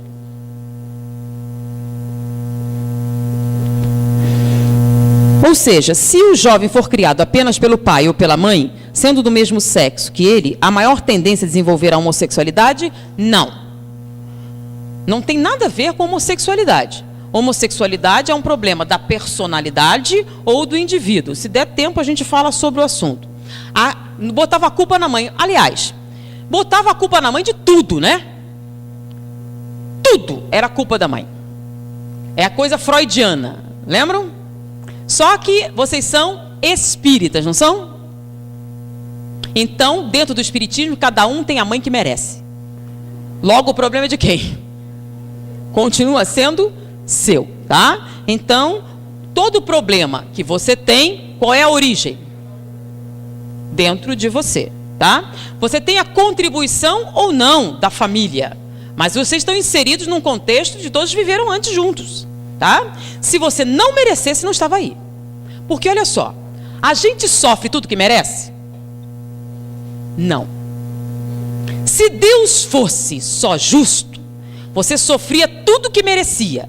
Mas Deus, além de justo, é misericordioso e bom. Então você sempre sofre menos do que merece.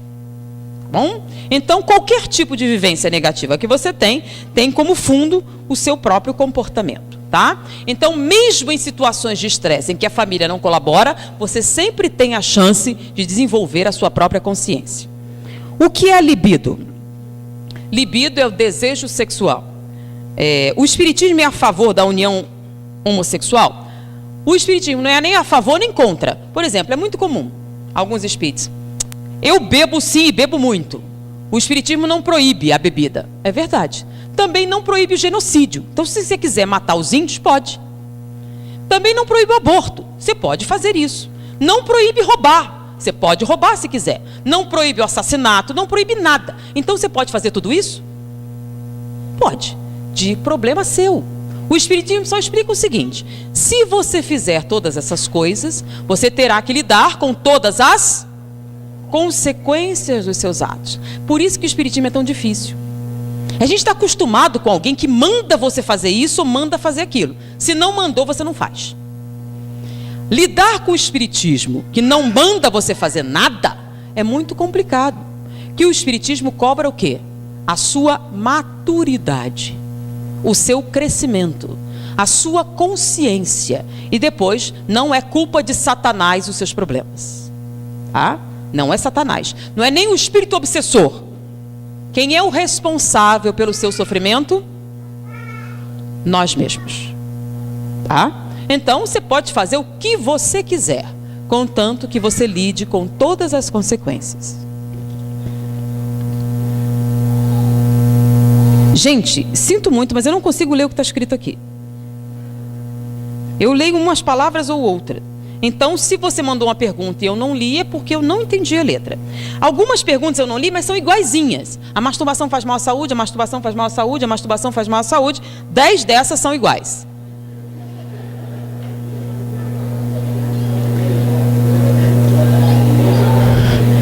Chegaram mais algumas perguntas. E nós estamos no primeiro módulo ainda. Viu como era pouco tempo? Nós começamos quase às 10 horas. Tá? São 12:30. Estamos no primeiro módulo. Tá? Vocês gostariam que eu continuasse? Mas não dá tempo. Então, na próxima oportunidade, a gente faz o segundo módulo. Eu queria encerrar o primeiro, depois eu vejo as perguntas, tá? E falar sobre a diferença da sexualidade masculina e feminina para explicar algumas coisinhas. Sinto muito, eu terei que correr um pouquinho, tá? Aí eu liberarei as pessoas para almoçar e quem quiser realmente responder dúvida, a gente responde depois de liberar as pessoas, tá? Que alguns têm que retornar a outra cidade. Além das diferenças anatômicas, então o homem tem o órgão sexual externo, a mulher tem o órgão sexual interno. Essa é uma diferença anatômica. Essa diferença anatômica é muito importante. O que é que um homem precisa fazer para conhecer seus órgãos genitais? Só abaixar a cabeça. Abaixou, já conhece. E a mulher? A mulher não. Além dessa diferença anatômica, existem as diferenças sociais, culturais. Enquanto o homem é estimulado a conhecer os órgãos genitais, a mulher é desestimulada a fazer isso. Então, se uma criança do sexo masculino manipular os órgãos sexuais, olha, é um homenzinho, ó, é macho. Se a menina fizer isso, o que acontece? Tira a mão daí! É ou não é? Não é o que acontece? Por quê? Porque meninas não podem fazer isso. Por quê? Por que essa distinção tão grande? Na verdade, isso vem da época medieval, ou primitiva, quando a mulher era um bem que você vendia. E vendia de acordo com o quê? Com a sua virgindade. Então eles evitam que a mulher manipule os órgãos sexuais para não perder seu valor monetário. E isso se perpetuou. Então o homem é estimulado, porque ele não perde nada, e a mulher não, que pode ser que ela perca alguma coisa. Então o homem conhece bastante. Mas além das diferenças físicas, anatômicas e culturais, durante a pesquisa, os cientistas descobriram que havia uma diferença neurológica entre a sexualidade masculina e a sexualidade feminina. Então, quando nós falamos dos 50% emocionais, então tanto o homem como a mulher tem necessidade de estímulos emocionais, são 50%. E também são 50% de estímulos tácteis, tanto para o homem quanto para a mulher. É a mesma necessidade. Só que quando eles estavam mapeando, então lá no circuito de papéis é 50 físico e 50 emocional. Para o homem e para a mulher. Só que quando eles foram para os órgãos sexuais, estudar os terminais nervosos, eles descobriram uma diferença. Quando analisaram os terminais masculinos, todos os nervos da região serviam para receber estímulos sexuais. Quando foram olhar as mulheres, descobriram que as mulheres só tinham a metade dos terminais para a recepção de estímulos físicos. Metade dos terminais estavam voltados para a reprodução. Lembra do trabalho de parto? Aquelas contrações uterinas? São nervos que mediam esse processo. E esses nervos saem dos nervos pudentos internos, que nos homens só inervam os órgãos sexuais. Nas mulheres se dividem em dois ramos.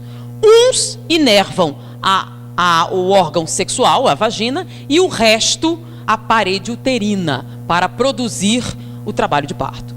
Então a mulher tem a metade dos terminais nervosos para a recepção de estímulos sexuais. Que diferença isso faz? Para o prazer sexual? Nenhuma. Tanto o homem como a mulher precisam de 100% de estimulação. 50 físicos, 50 emocionais. Só que a mulher tem a metade dos terminais para produzir isso. Então, metade para a sensibilidade do sexo, metade para a reprodução. Bom, que diferença isso faz? Então, para atingir 100%, precisa das duas coisas. Então, imagine que a gente tem uma quantidade de água para encher 2 copos iguais, tá? Então, nós temos a mesma quantidade de água para encher 2 copos do mesmo tamanho. Se você encher esse copo, você atingiria o prazer sexual. Se encher esse copo, você atinge o prazer sexual, ok? Então, esse é o copo do homem, esse é o copo da mulher. É o mesmo copo, a mesma quantidade. E os dois vão encher com a mesma quantidade de água. Tudo bem até aí? Só que o homem tem um funil desse tamanho para encher. E a mulher tem um desse tamanho para encher. Os dois vão encher o copo? Vão ou não vão? Qual a diferença? Um vai... Os dois vão cair água? Não, vão cair certinho. Você enche aqui e passa pelo buraquinho. Qual a diferença? A velocidade, o tempo. O tempo para encher esse copo é o quê? Menor do que o tempo para encher esse. Como esse aqui tem um funil menor, vai demorar mais. Bom, mais para quê? Emocional é igual. Que diferença tem? Os estímulos físicos produzem o quê? O orgasmo. Não é estimulação física? Produz o orgasmo. Se o homem tem o dobro dos terminais da mulher, o que acontece normalmente? Com os estímulos físicos, um homem precisa de 10 minutos para atingir o orgasmo. A mulher precisaria de quanto? 20. O dobro. Então, com 10 minutos, o homem atingia o orgasmo e acabou. E a mulher? Não sente nada. Nem orgasmo. Daí, lembra da estatística? Apenas 30% das mulheres ocidentais já tiveram orgasmo. Já faz sentido? Faz. Normalmente, os homens terminam antes.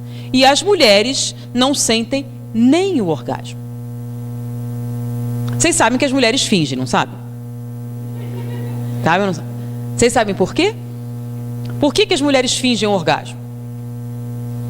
Não é para agradar o homem, como algumas pensam, é para ele acabar mais depressa. Né? Porque se ela não fingir qualquer coisa, ele fica tentando e ela não sente nada mesmo, então... aí acaba. Então a diferença neurológica é que diante dessa diferença, o homem termina antes. Então o cara diz, eu sou muito macho, tive 50 mulheres. Não, ele teve 50 ejaculações precoces. Não é a mesma coisa. Ele seria sim se ele pudesse levar 50 mulheres ao orgasmo. Mas ele consegue? Não, até porque 50 mulheres é muita coisa. Lembra da tensão? Então, normalmente, ele não será capaz. Então, o que o pessoal acha grande macheza, para as mulheres, não é. Estou mentindo, gente? Pensem bem. Eu estou falando bem claramente, nunca vocês ouviram tão claramente assim. Pergunta para a mãe de vocês. O problema é que elas não vão contar.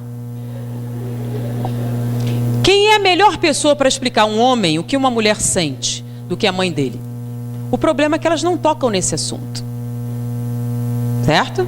Aí ele vai pegar literatura pornográfica para se instruir e vai encontrar o quê? Verdadeiras mentiras. E a mulher não diz como foi a primeira vez dela. Não fala a respeito quanto sofrimento envolveu. Não fala nada sobre isso. Aí os homens fazem com as mulheres o que não gostariam que os outros homens fizessem com a mãe deles. Mas se houvesse mais transparência, mais sinceridade, não poderia ser diferente? Se as mulheres não disserem, os homens não saberão. E se eles não souberem de alguma fonte fidedigna, as coisas continuarão como estão. Então, quando eu perguntei para os jovens, sexo era uma atividade agradável? Normalmente não. Para os homens até se divertem um pouco, mas as mulheres nem isso.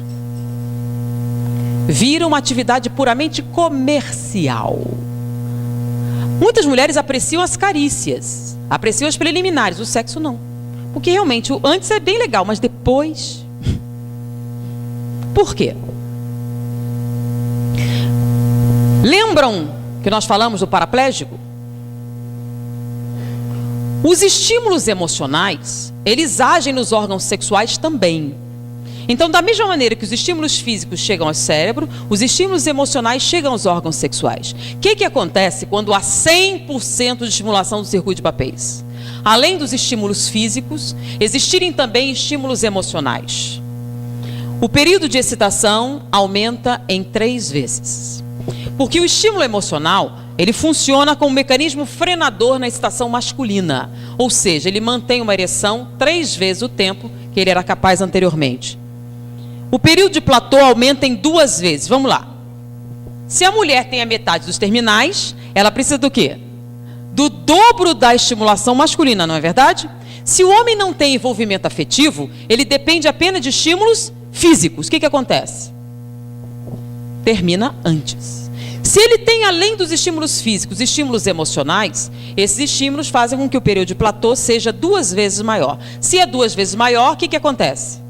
Compatibilidade entre a sexualidade masculina e feminina. Ele é capaz de levar a mulher ao orgasmo.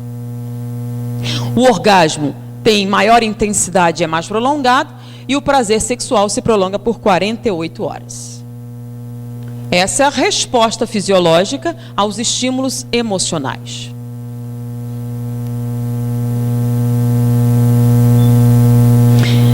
Então, vamos dentro dessa aqui para a gente encerrar. Infelizmente, não poderemos fazer abordagem espiritual. E é uma falha muito importante. Mas vocês viram, se eu interrompesse alguma coisa, perdi o sentido, não é verdade? Vocês conhecem o aspecto científico. Existe todo um aspecto espiritual nisso também. Então fica por conta dos orientadores da juventude pesquisar o assunto na literatura espírita. Só vou falar uma coisa no final sobre o aspecto espiritual. Mas aqui, diante disso que a gente viu, cientificamente, nós temos uma jovenzinha de 15 anos que vai ter sua primeira experiência sexual com um jovenzinho de 16. Estou sendo otimista, tá bom? Então, digamos que eles têm essa idade, vão ter sua primeira experiência. Essa jovem de 15 anos conhece o suficiente do seu corpo para estimular-se sexualmente? Vamos lá. Como eu falei das diferenças anatômicas, das diferenças neurológicas, existe também a diferença cultural social. Os homens são estimulados a explorarem-se fisicamente. Então, o homem, quando chega na idade da relação sexual, ele sabe como usa o órgão sexual dele? Sabe onde ele sente mais, onde sente menos? Sabe ou não sabe? Fala sério, sabe ou não sabe? Sabe. A mulher sabe? Não. Eu estava fazendo um curso sobre sexualidade, curso há um longo tempo. Eu pedi para o pessoal desenhar os órgãos sexuais femininos. Ninguém acertou. Nem homens, nem mulheres. Nenhum deles soube desenhar o órgão sexual feminino. Onde fica a cavidade, onde fica a uretra, não sabem. O órgão masculino todo mundo sabia. Agora o feminino não. Aí eu mandei pesquisar no Atlas. Alguns vieram, olha, meu pai não deixou. E eu falei, que história é essa? Ele disse, era uma pesquisa anatômica. Eu queria que desenhassem corretamente os órgãos sexuais femininos. Todos precisaram de pesquisar. Alguns não conseguiram. Tiveram que ter ajuda. Então pergunta ao seu pai e sua mãe se ele sabe. Se não sabe, eu pego todo mundo para pesquisar no Atlas. Para desenhar o órgão sexual feminino. Custou para todo mundo fazer corretamente. Então os homens sabem como funciona, as mulheres não. Como as mulheres são desencorajadas a se explorarem fisicamente, elas dão preferência a outro tipo de excitação. A excitação emocional. As mulheres se excitam sexualmente? Sim, mas muito pouco fisicamente. É verdade, os homens sabem disso. Vocês sabem que se você, uma mulher, for direto ao assunto, o que acontece? Nada. Se você quiser alguma coisa, vai ter que conversar, né? Criar um clima, fazer um investimento. Senão, não rola. Por quê? Porque a resposta direta feminina não é comum. Ela é treinada, condicionada desde a infância a não responder fisicamente. Então, enquanto o homem tem os estímulos físicos, a mulher tem estímulos emocionais. E o contrário também acontece. Por exemplo, se uma menina de 13 anos chegar com um caderno cheio de poema de amor, florzinha, desenho, nome de garoto, o que acontece com ela? Nada. Que gracinha, que fofo, não é isso? Tem algum problema? Agora, se for um menino, o que acontece se for homem? Isso não é coisa de macho. Macho que é macho não faz isso. Macho que é macho não dança, não chora. Então, enquanto a menina é estimulada a estimulação emocional, o homem é castrado emocionalmente. Ele é treinado desde a infância a não manifestar-se de maneira emocional. Sabe? Com a única exceção daquele que for cantador, tocador de viola, né? Que aí, mas se não for, normalmente ele é desestimulado a manifestações emocionais. Então, olha a situação que nós criamos. Nós temos uma jovenzinha de 15 que vai ter sua primeira experiência sexual com um jovenzinho de 16. Ela não sabe nada sobre sua anatomia para explorar a estimulação física. Não só não sabe, como tem um medo horrível de qualquer tipo de estimulação nessa área. Esse jovenzinho de 16 é treinado, condicionado a responder fisicamente. Então ele se excita com o tamanho do peito, ele se excita com uma série de coisas visuais ou auditivas, não emocionais. Eu pergunto, para o homem se excitar não precisa de muita coisa, e para a mulher se excitar, o que precisa? Se ela não conhece estímulos físicos, a única maneira dela se excitar sexualmente seria o quê? Estimulação emocional. Esse jovenzinho de 16 anos tem o suficiente para estimular emocionalmente essa menina de 15? Sim ou não? Falando sinceramente. Não. Então, qual é o resultado dessa primeira relação?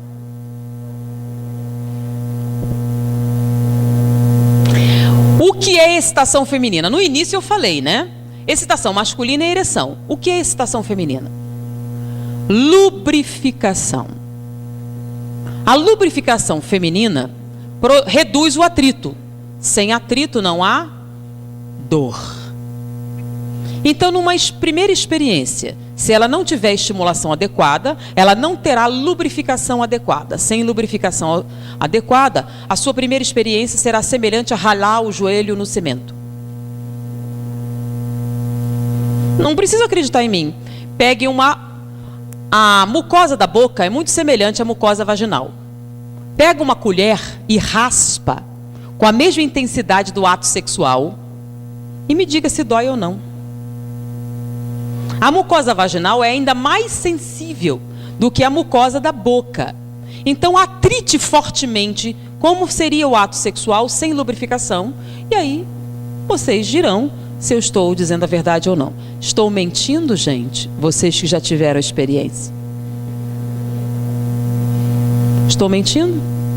Adoro quando eu faço essa pergunta, adoro. Olhar a expressão do pessoal daqui é muito legal. Estou mentindo? Com a estimulação adequada, por incrível que pareça, o muco aquoso produzido pelas células caliciformes da vagina feminina é objeto de estudo da indústria automobilística. Sabe por quê? Porque tem um lubrificante natural que reduz 85% do atrito feito à base de água e polissacarídeos. Ou seja, se quiséssemos produzir um lubrificante desse tipo para os automóveis, o lucro seria estupendo, sem o uso de petróleo, só com açúcar, proteína e água. E você reduz 85% do atrito. Com lubrificação adequada, o ato sexual será doloroso? Não. Mas ela tem essa condição? Aí, nesse caso, para encerrar, eu vou usar o quadro aqui. É só puxar para... Sobe aqui para mim, né?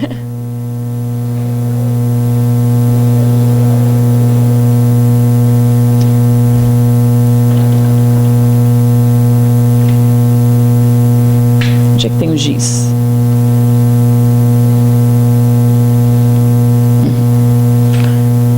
Então, vamos fazer... Dá para apagar a luz aqui embaixo, só um pouquinho? Eu não vou mais usar o projetor, porque não dá tempo, se eu for passar cada coisa. Então, vamos fazer aqui um desenho da anatomia feminina, tá? Você tem aqui uma mucosa basal e tem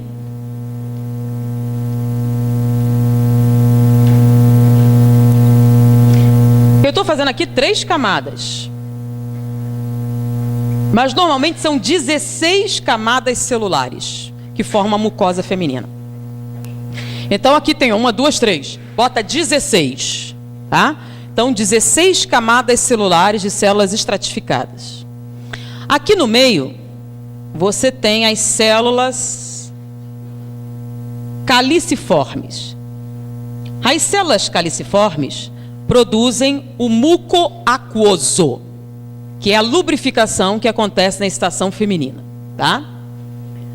Então aqui está a vagina feminina, o útero que sobe, de lá o ovário. Estou enxergando aqui? Bom, então se eu botar e aumentar, eu verei isso aqui, tá bom? Ao redor disso aqui, eu tenho 7 camadas musculares.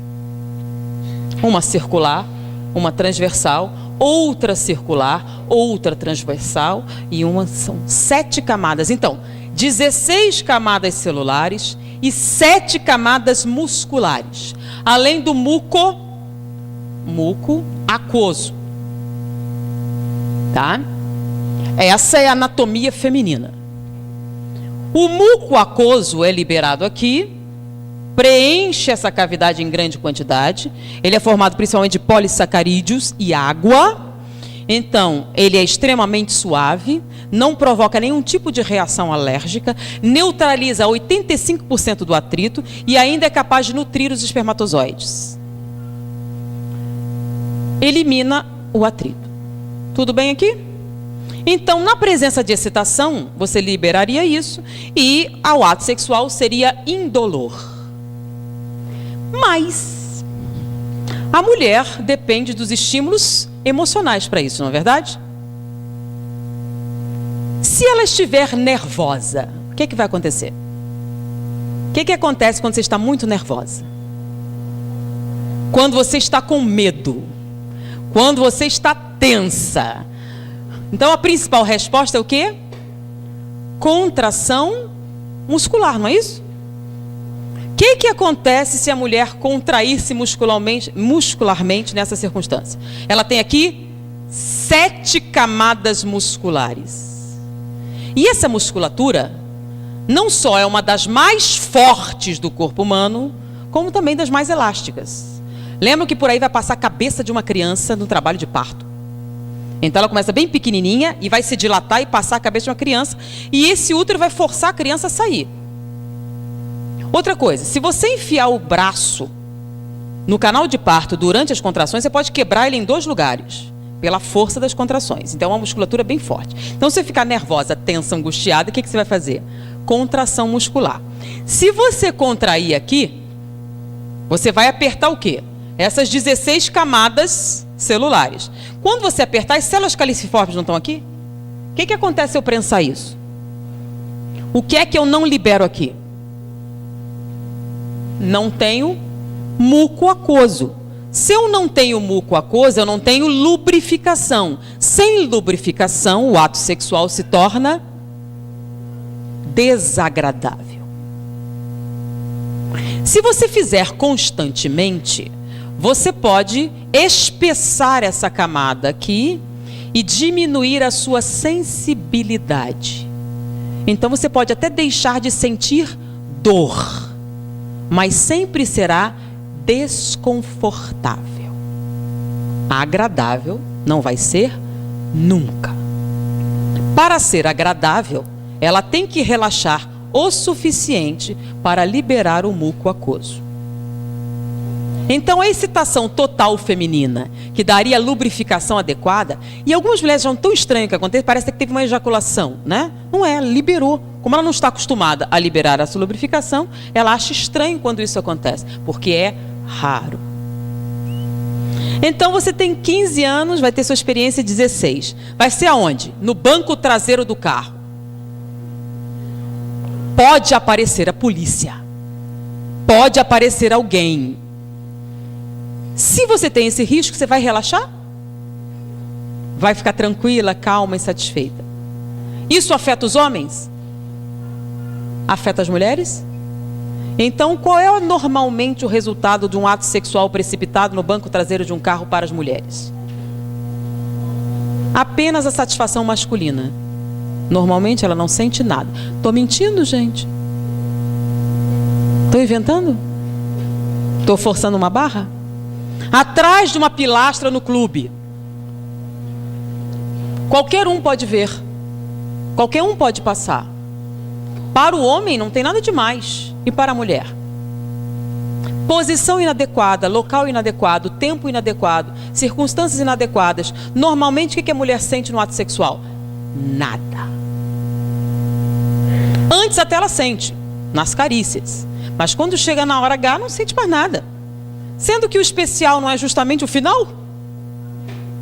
Nos romances, no crepúsculo, né? E você não sente nada. Qual é a vantagem? E ainda é humilhada depois quando ele te troca por outra pessoa. Em troca de que exatamente? Qual é a vantagem que você levou? Isso é falar seriamente. A gente não está falando sobre moral, gente. Até agora não fala de religião, hein? Esses aqui são resultados práticos. E a mulher adulta continua com problema. Sim. Aí ela teve essa primeira experiência. Aí ela botou a culpa no cara. É o cara que era ruim. Então ela vai ter a segunda experiência dessa. Vou escolher melhor dessa vez. Aí dessa vez ela escolhe um cara de 36. Cara mais velho, mais vivido. Agora vai dar certo. Ou era criança demais, não sabia o que estava fazendo, tudo bem. Depois dessa primeira experiência, essa jovenzinha de 15 já conhece magicamente seu corpo para explorar os 50% físicos? Muitas mulheres casadas não conhecem. Por quê? Porque a nossa cultura não favorece esse tipo de exploração feminina. Então, mulheres casadas não conhecem. Então, essa menininha de 15 também não vai conhecer.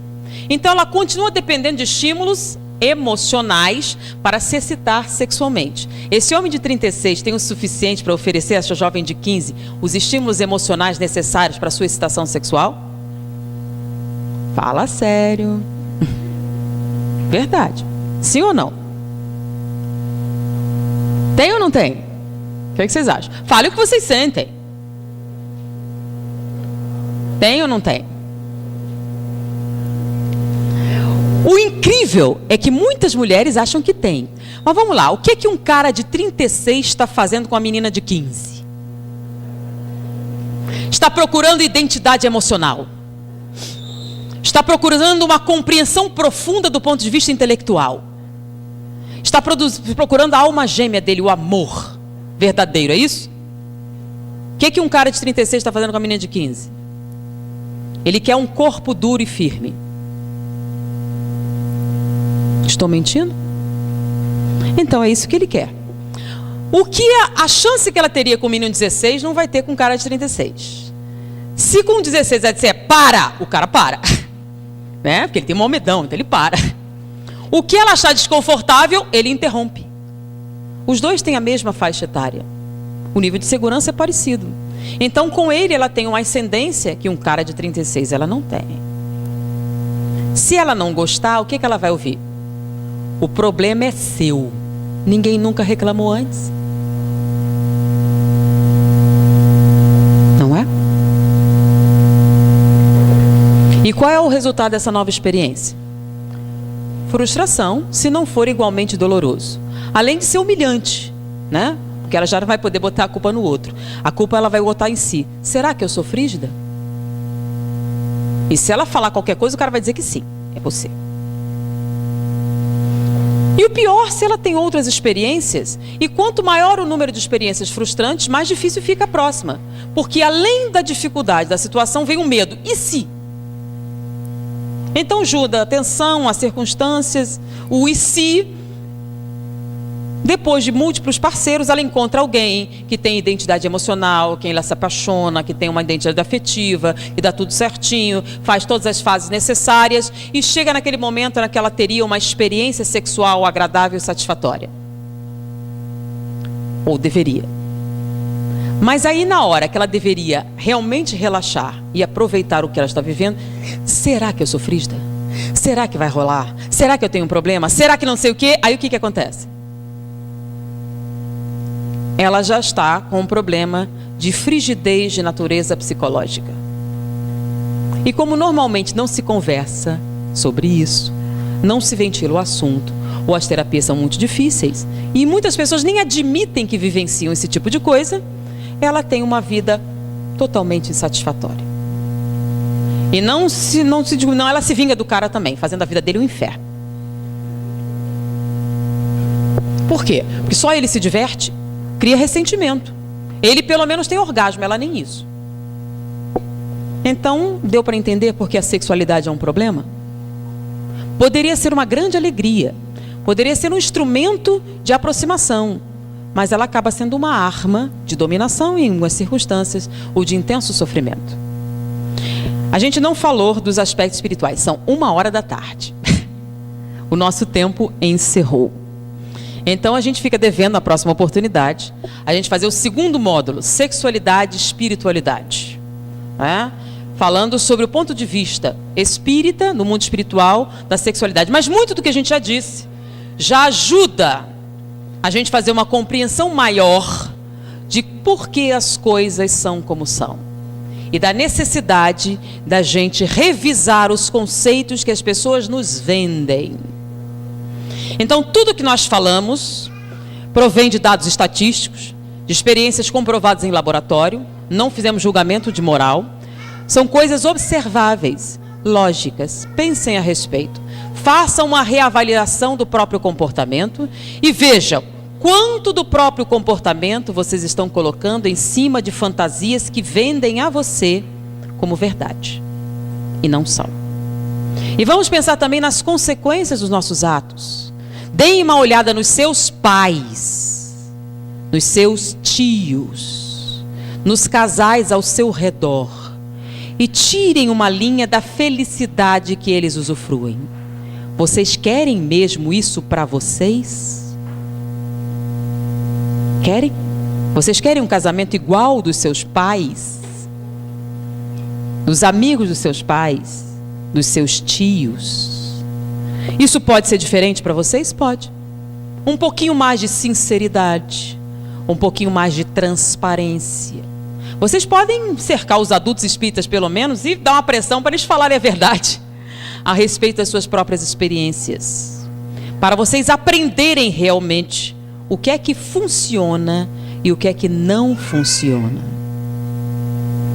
Pensar é essencial. E diante disso tem literatura importante. Forças Sexuais da Alma, Dr. Jorge Andréa. Nós temos Sexo e Obsessão, de Manuel Filomeno de Miranda, pela psicografia do Divaldo. Nós temos Sexo e Destino, de André Luiz. Então, são literaturas que fornecem material importante do ponto de vista espiritual, que era importante ser lido. Mas depois disso aqui, muitas coisas vendidas pela imprensa não podem mais. Eu lembrei de uma coisa muito importante, eu vou falar bem rapidamente, tá? Porque, o que acontece? Vocês não vão ter a chance de ouvir isso em outro lugar. Vocês me dão mais 10 minutinhos? Aguentam um pouquinho? Eu vou falar sobre sexo anal.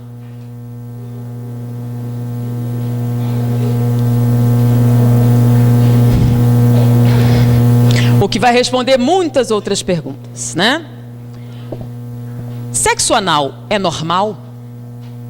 É um sexo biologicamente viável? Todo mundo devia experimentar? É natural para todo mundo? É bastante prazeroso se você fizer direito? Vocês vão ver isso escrito em todas as revistas. Eu fui numa banca, peguei todas as revistas. Todas diziam a mesma coisa. Prática normal, bastante satisfatória, todo mundo devia experimentar, tem uma forma correta de fazer, tudo isso. Todos os sites pornográficos têm contos pornográficos de que essa é uma experiência extraordinária. Que as mulheres gostam muito, têm medo de fazer, mas se fizer vão adorar. E que os homens vão achar o máximo. Tudo isso está escrito. Se vocês forem agora para uma banca de jornal e comprarem, vão encontrar isso, tá bom?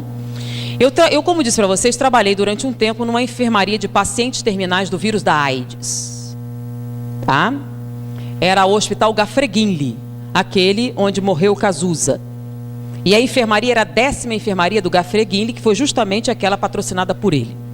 Na época, naquela enfermaria haviam 20 pacientes. Todos eram homossexuais. E quando a gente termina a clínica médica, a gente tem que fazer uma monografia para a conclusão do curso. E como todos os pacientes tinham AIDS, nós escolhemos a AIDS para escrever. Quais as doenças oportunistas que acontecem com o vírus da AIDS? Naquela época não havia o coquetel, o número de doenças oportunistas era muito maior do que era hoje. Então nós pegamos todos os prontuários dos 20 pacientes e pegamos também 100 prontuários de pacientes anteriores. E fizemos a listagem estatísticas das doenças. Em primeiro lugar, estava endocardite bacteriana. Todos os 120 pacientes que nós escolhemos eram portadores de endocardite bacteriana. Era a colonização das válvulas cardíacas por bactérias. Então nós colocamos, primeiro da lista, endocardite bacteriana. Segundo lugar, aí tinha pneumociscarine, tinha tuberculose, tinha um monte, aí a gente ficou colocando. Quando a gente foi apresentar para o professor, ele pegou assim, peraí, tá errado. Aí ele riscou bacteriana. Eu fiquei, mas por quê? Todos... Aí eu falei, faça uma... Eu fui lá, todos tinham. Aí eu fui no outra enfermaria. Todos eles tinham endocardite bacteriana. Poxa, todo aidético tem endocardite bacteriana. É uma doença que vem com a AIDS. Aí eu voltei lá. Bom, todo paciente imunodeprimido produz inicialmente endocardite bacteriana. Ele disse, não. Mas todos os nossos pacientes têm. A gente disse, mandou ir noutra enfermaria com pacientes terminais, com câncer e outras doenças degenerativas. Nenhum deles tinha endocardite bacteriana. Todos estavam imunodeprimidos. Eu fui na área imunológica. Nenhum paciente imunodeprimido tinha endocardite bacteriana. Bom, endocardite bacteriana não é uma complicação daqueles imunodeprimidos. Então é o quê? Aí esse professor me explicou os fatos da vida, não de maneira tão agradável como vou fazer para vocês, né? Então ele me explicou que isto não era decorrente da AIDS, era decorrente do sexo anal. Como assim? Eu não entendi, ele teve que me explicar e não foi muito agradável.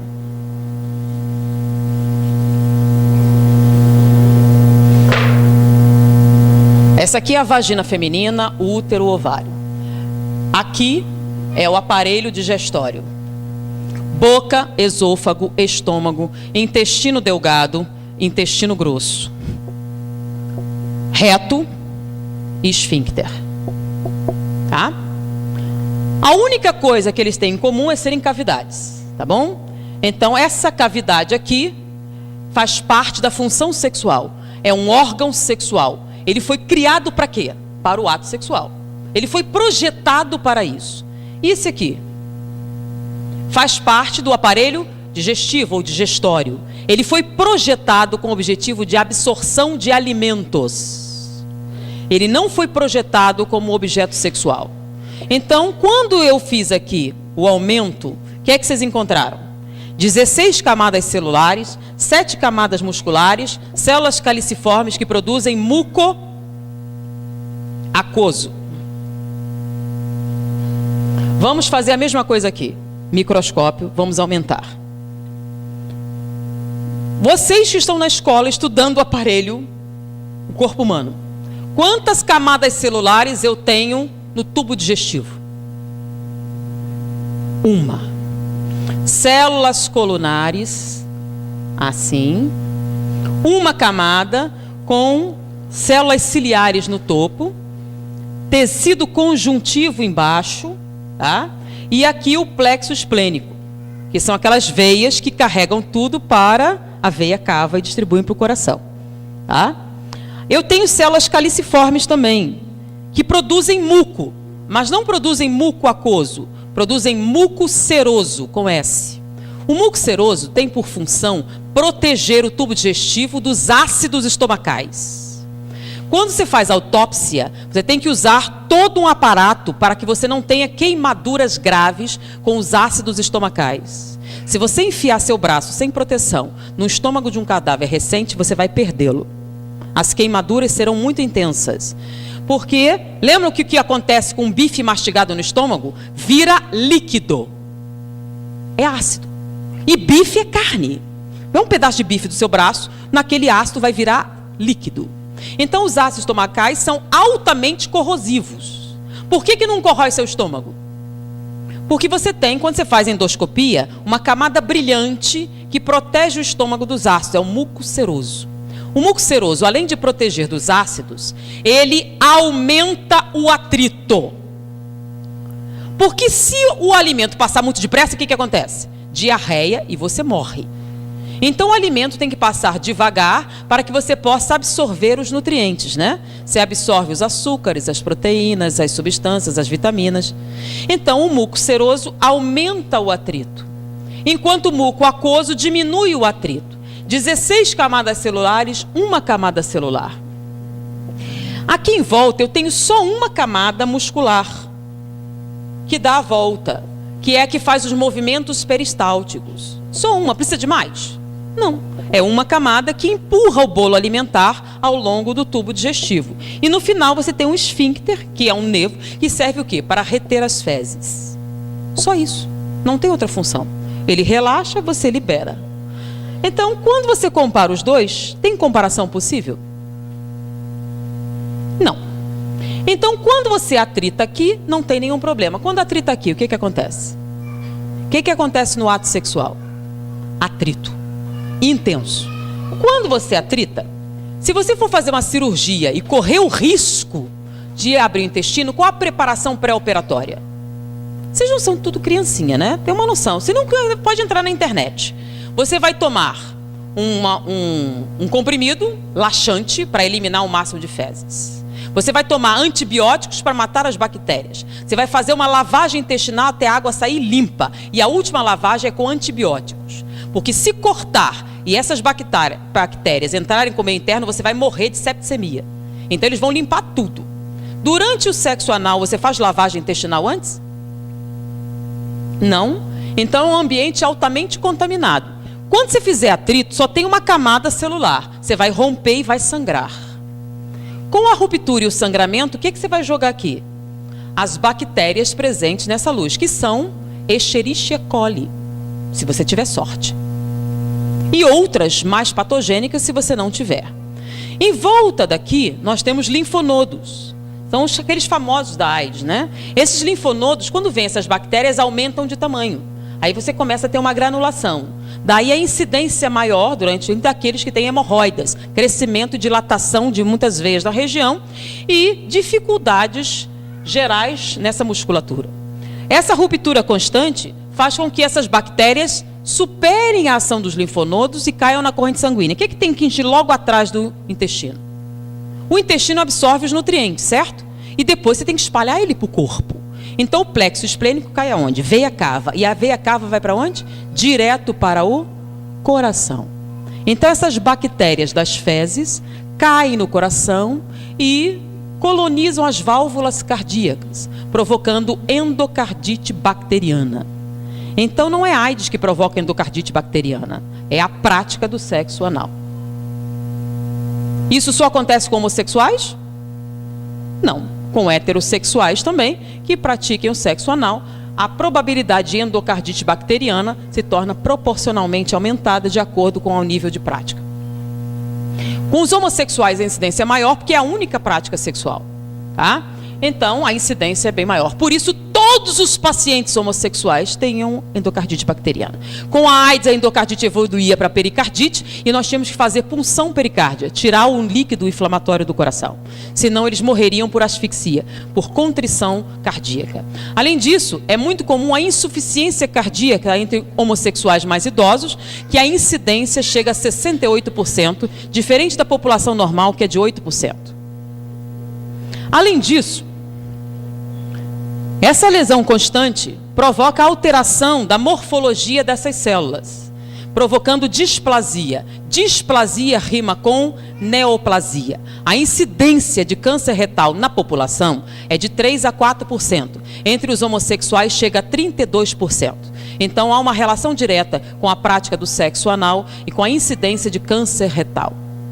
Além disso, a mulher não tem terminais nervosos de sensibilidade nesta área. Então ela não sente absolutamente nada com a prática do sexo anal, a não ser o sofrimento físico, a dor, a não ser que ela compre anestésicos, que são medicações inibitórias da sensibilidade para a prática do sexo anal, e compre lubrificantes artificiais para neutralizar o muco seroso e permitir que esse acesso faça com mínimas lesões. Então, sem lubrificantes artificiais, sem anestésicos para limitar a dor, é uma prática dolorosa, humilhante, violadora. Sendo que ela tem um órgão próprio para isso. Por que um homem teria que submetê-la a esse tipo de atividade se não fosse por sadismo?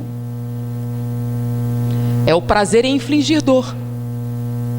Porque ele aprendeu nos contos pornográficos que se você tratar ela com a brutalidade necessária, você conseguirá que ela tenha prazer. No homossexual, existe até pelo menos uma desculpa. Aqui, encostado, nós temos a próstata. Tanto que o exame de próstata é retal. A próstata se encosta aqui, mas vamos fazer um aumento aqui.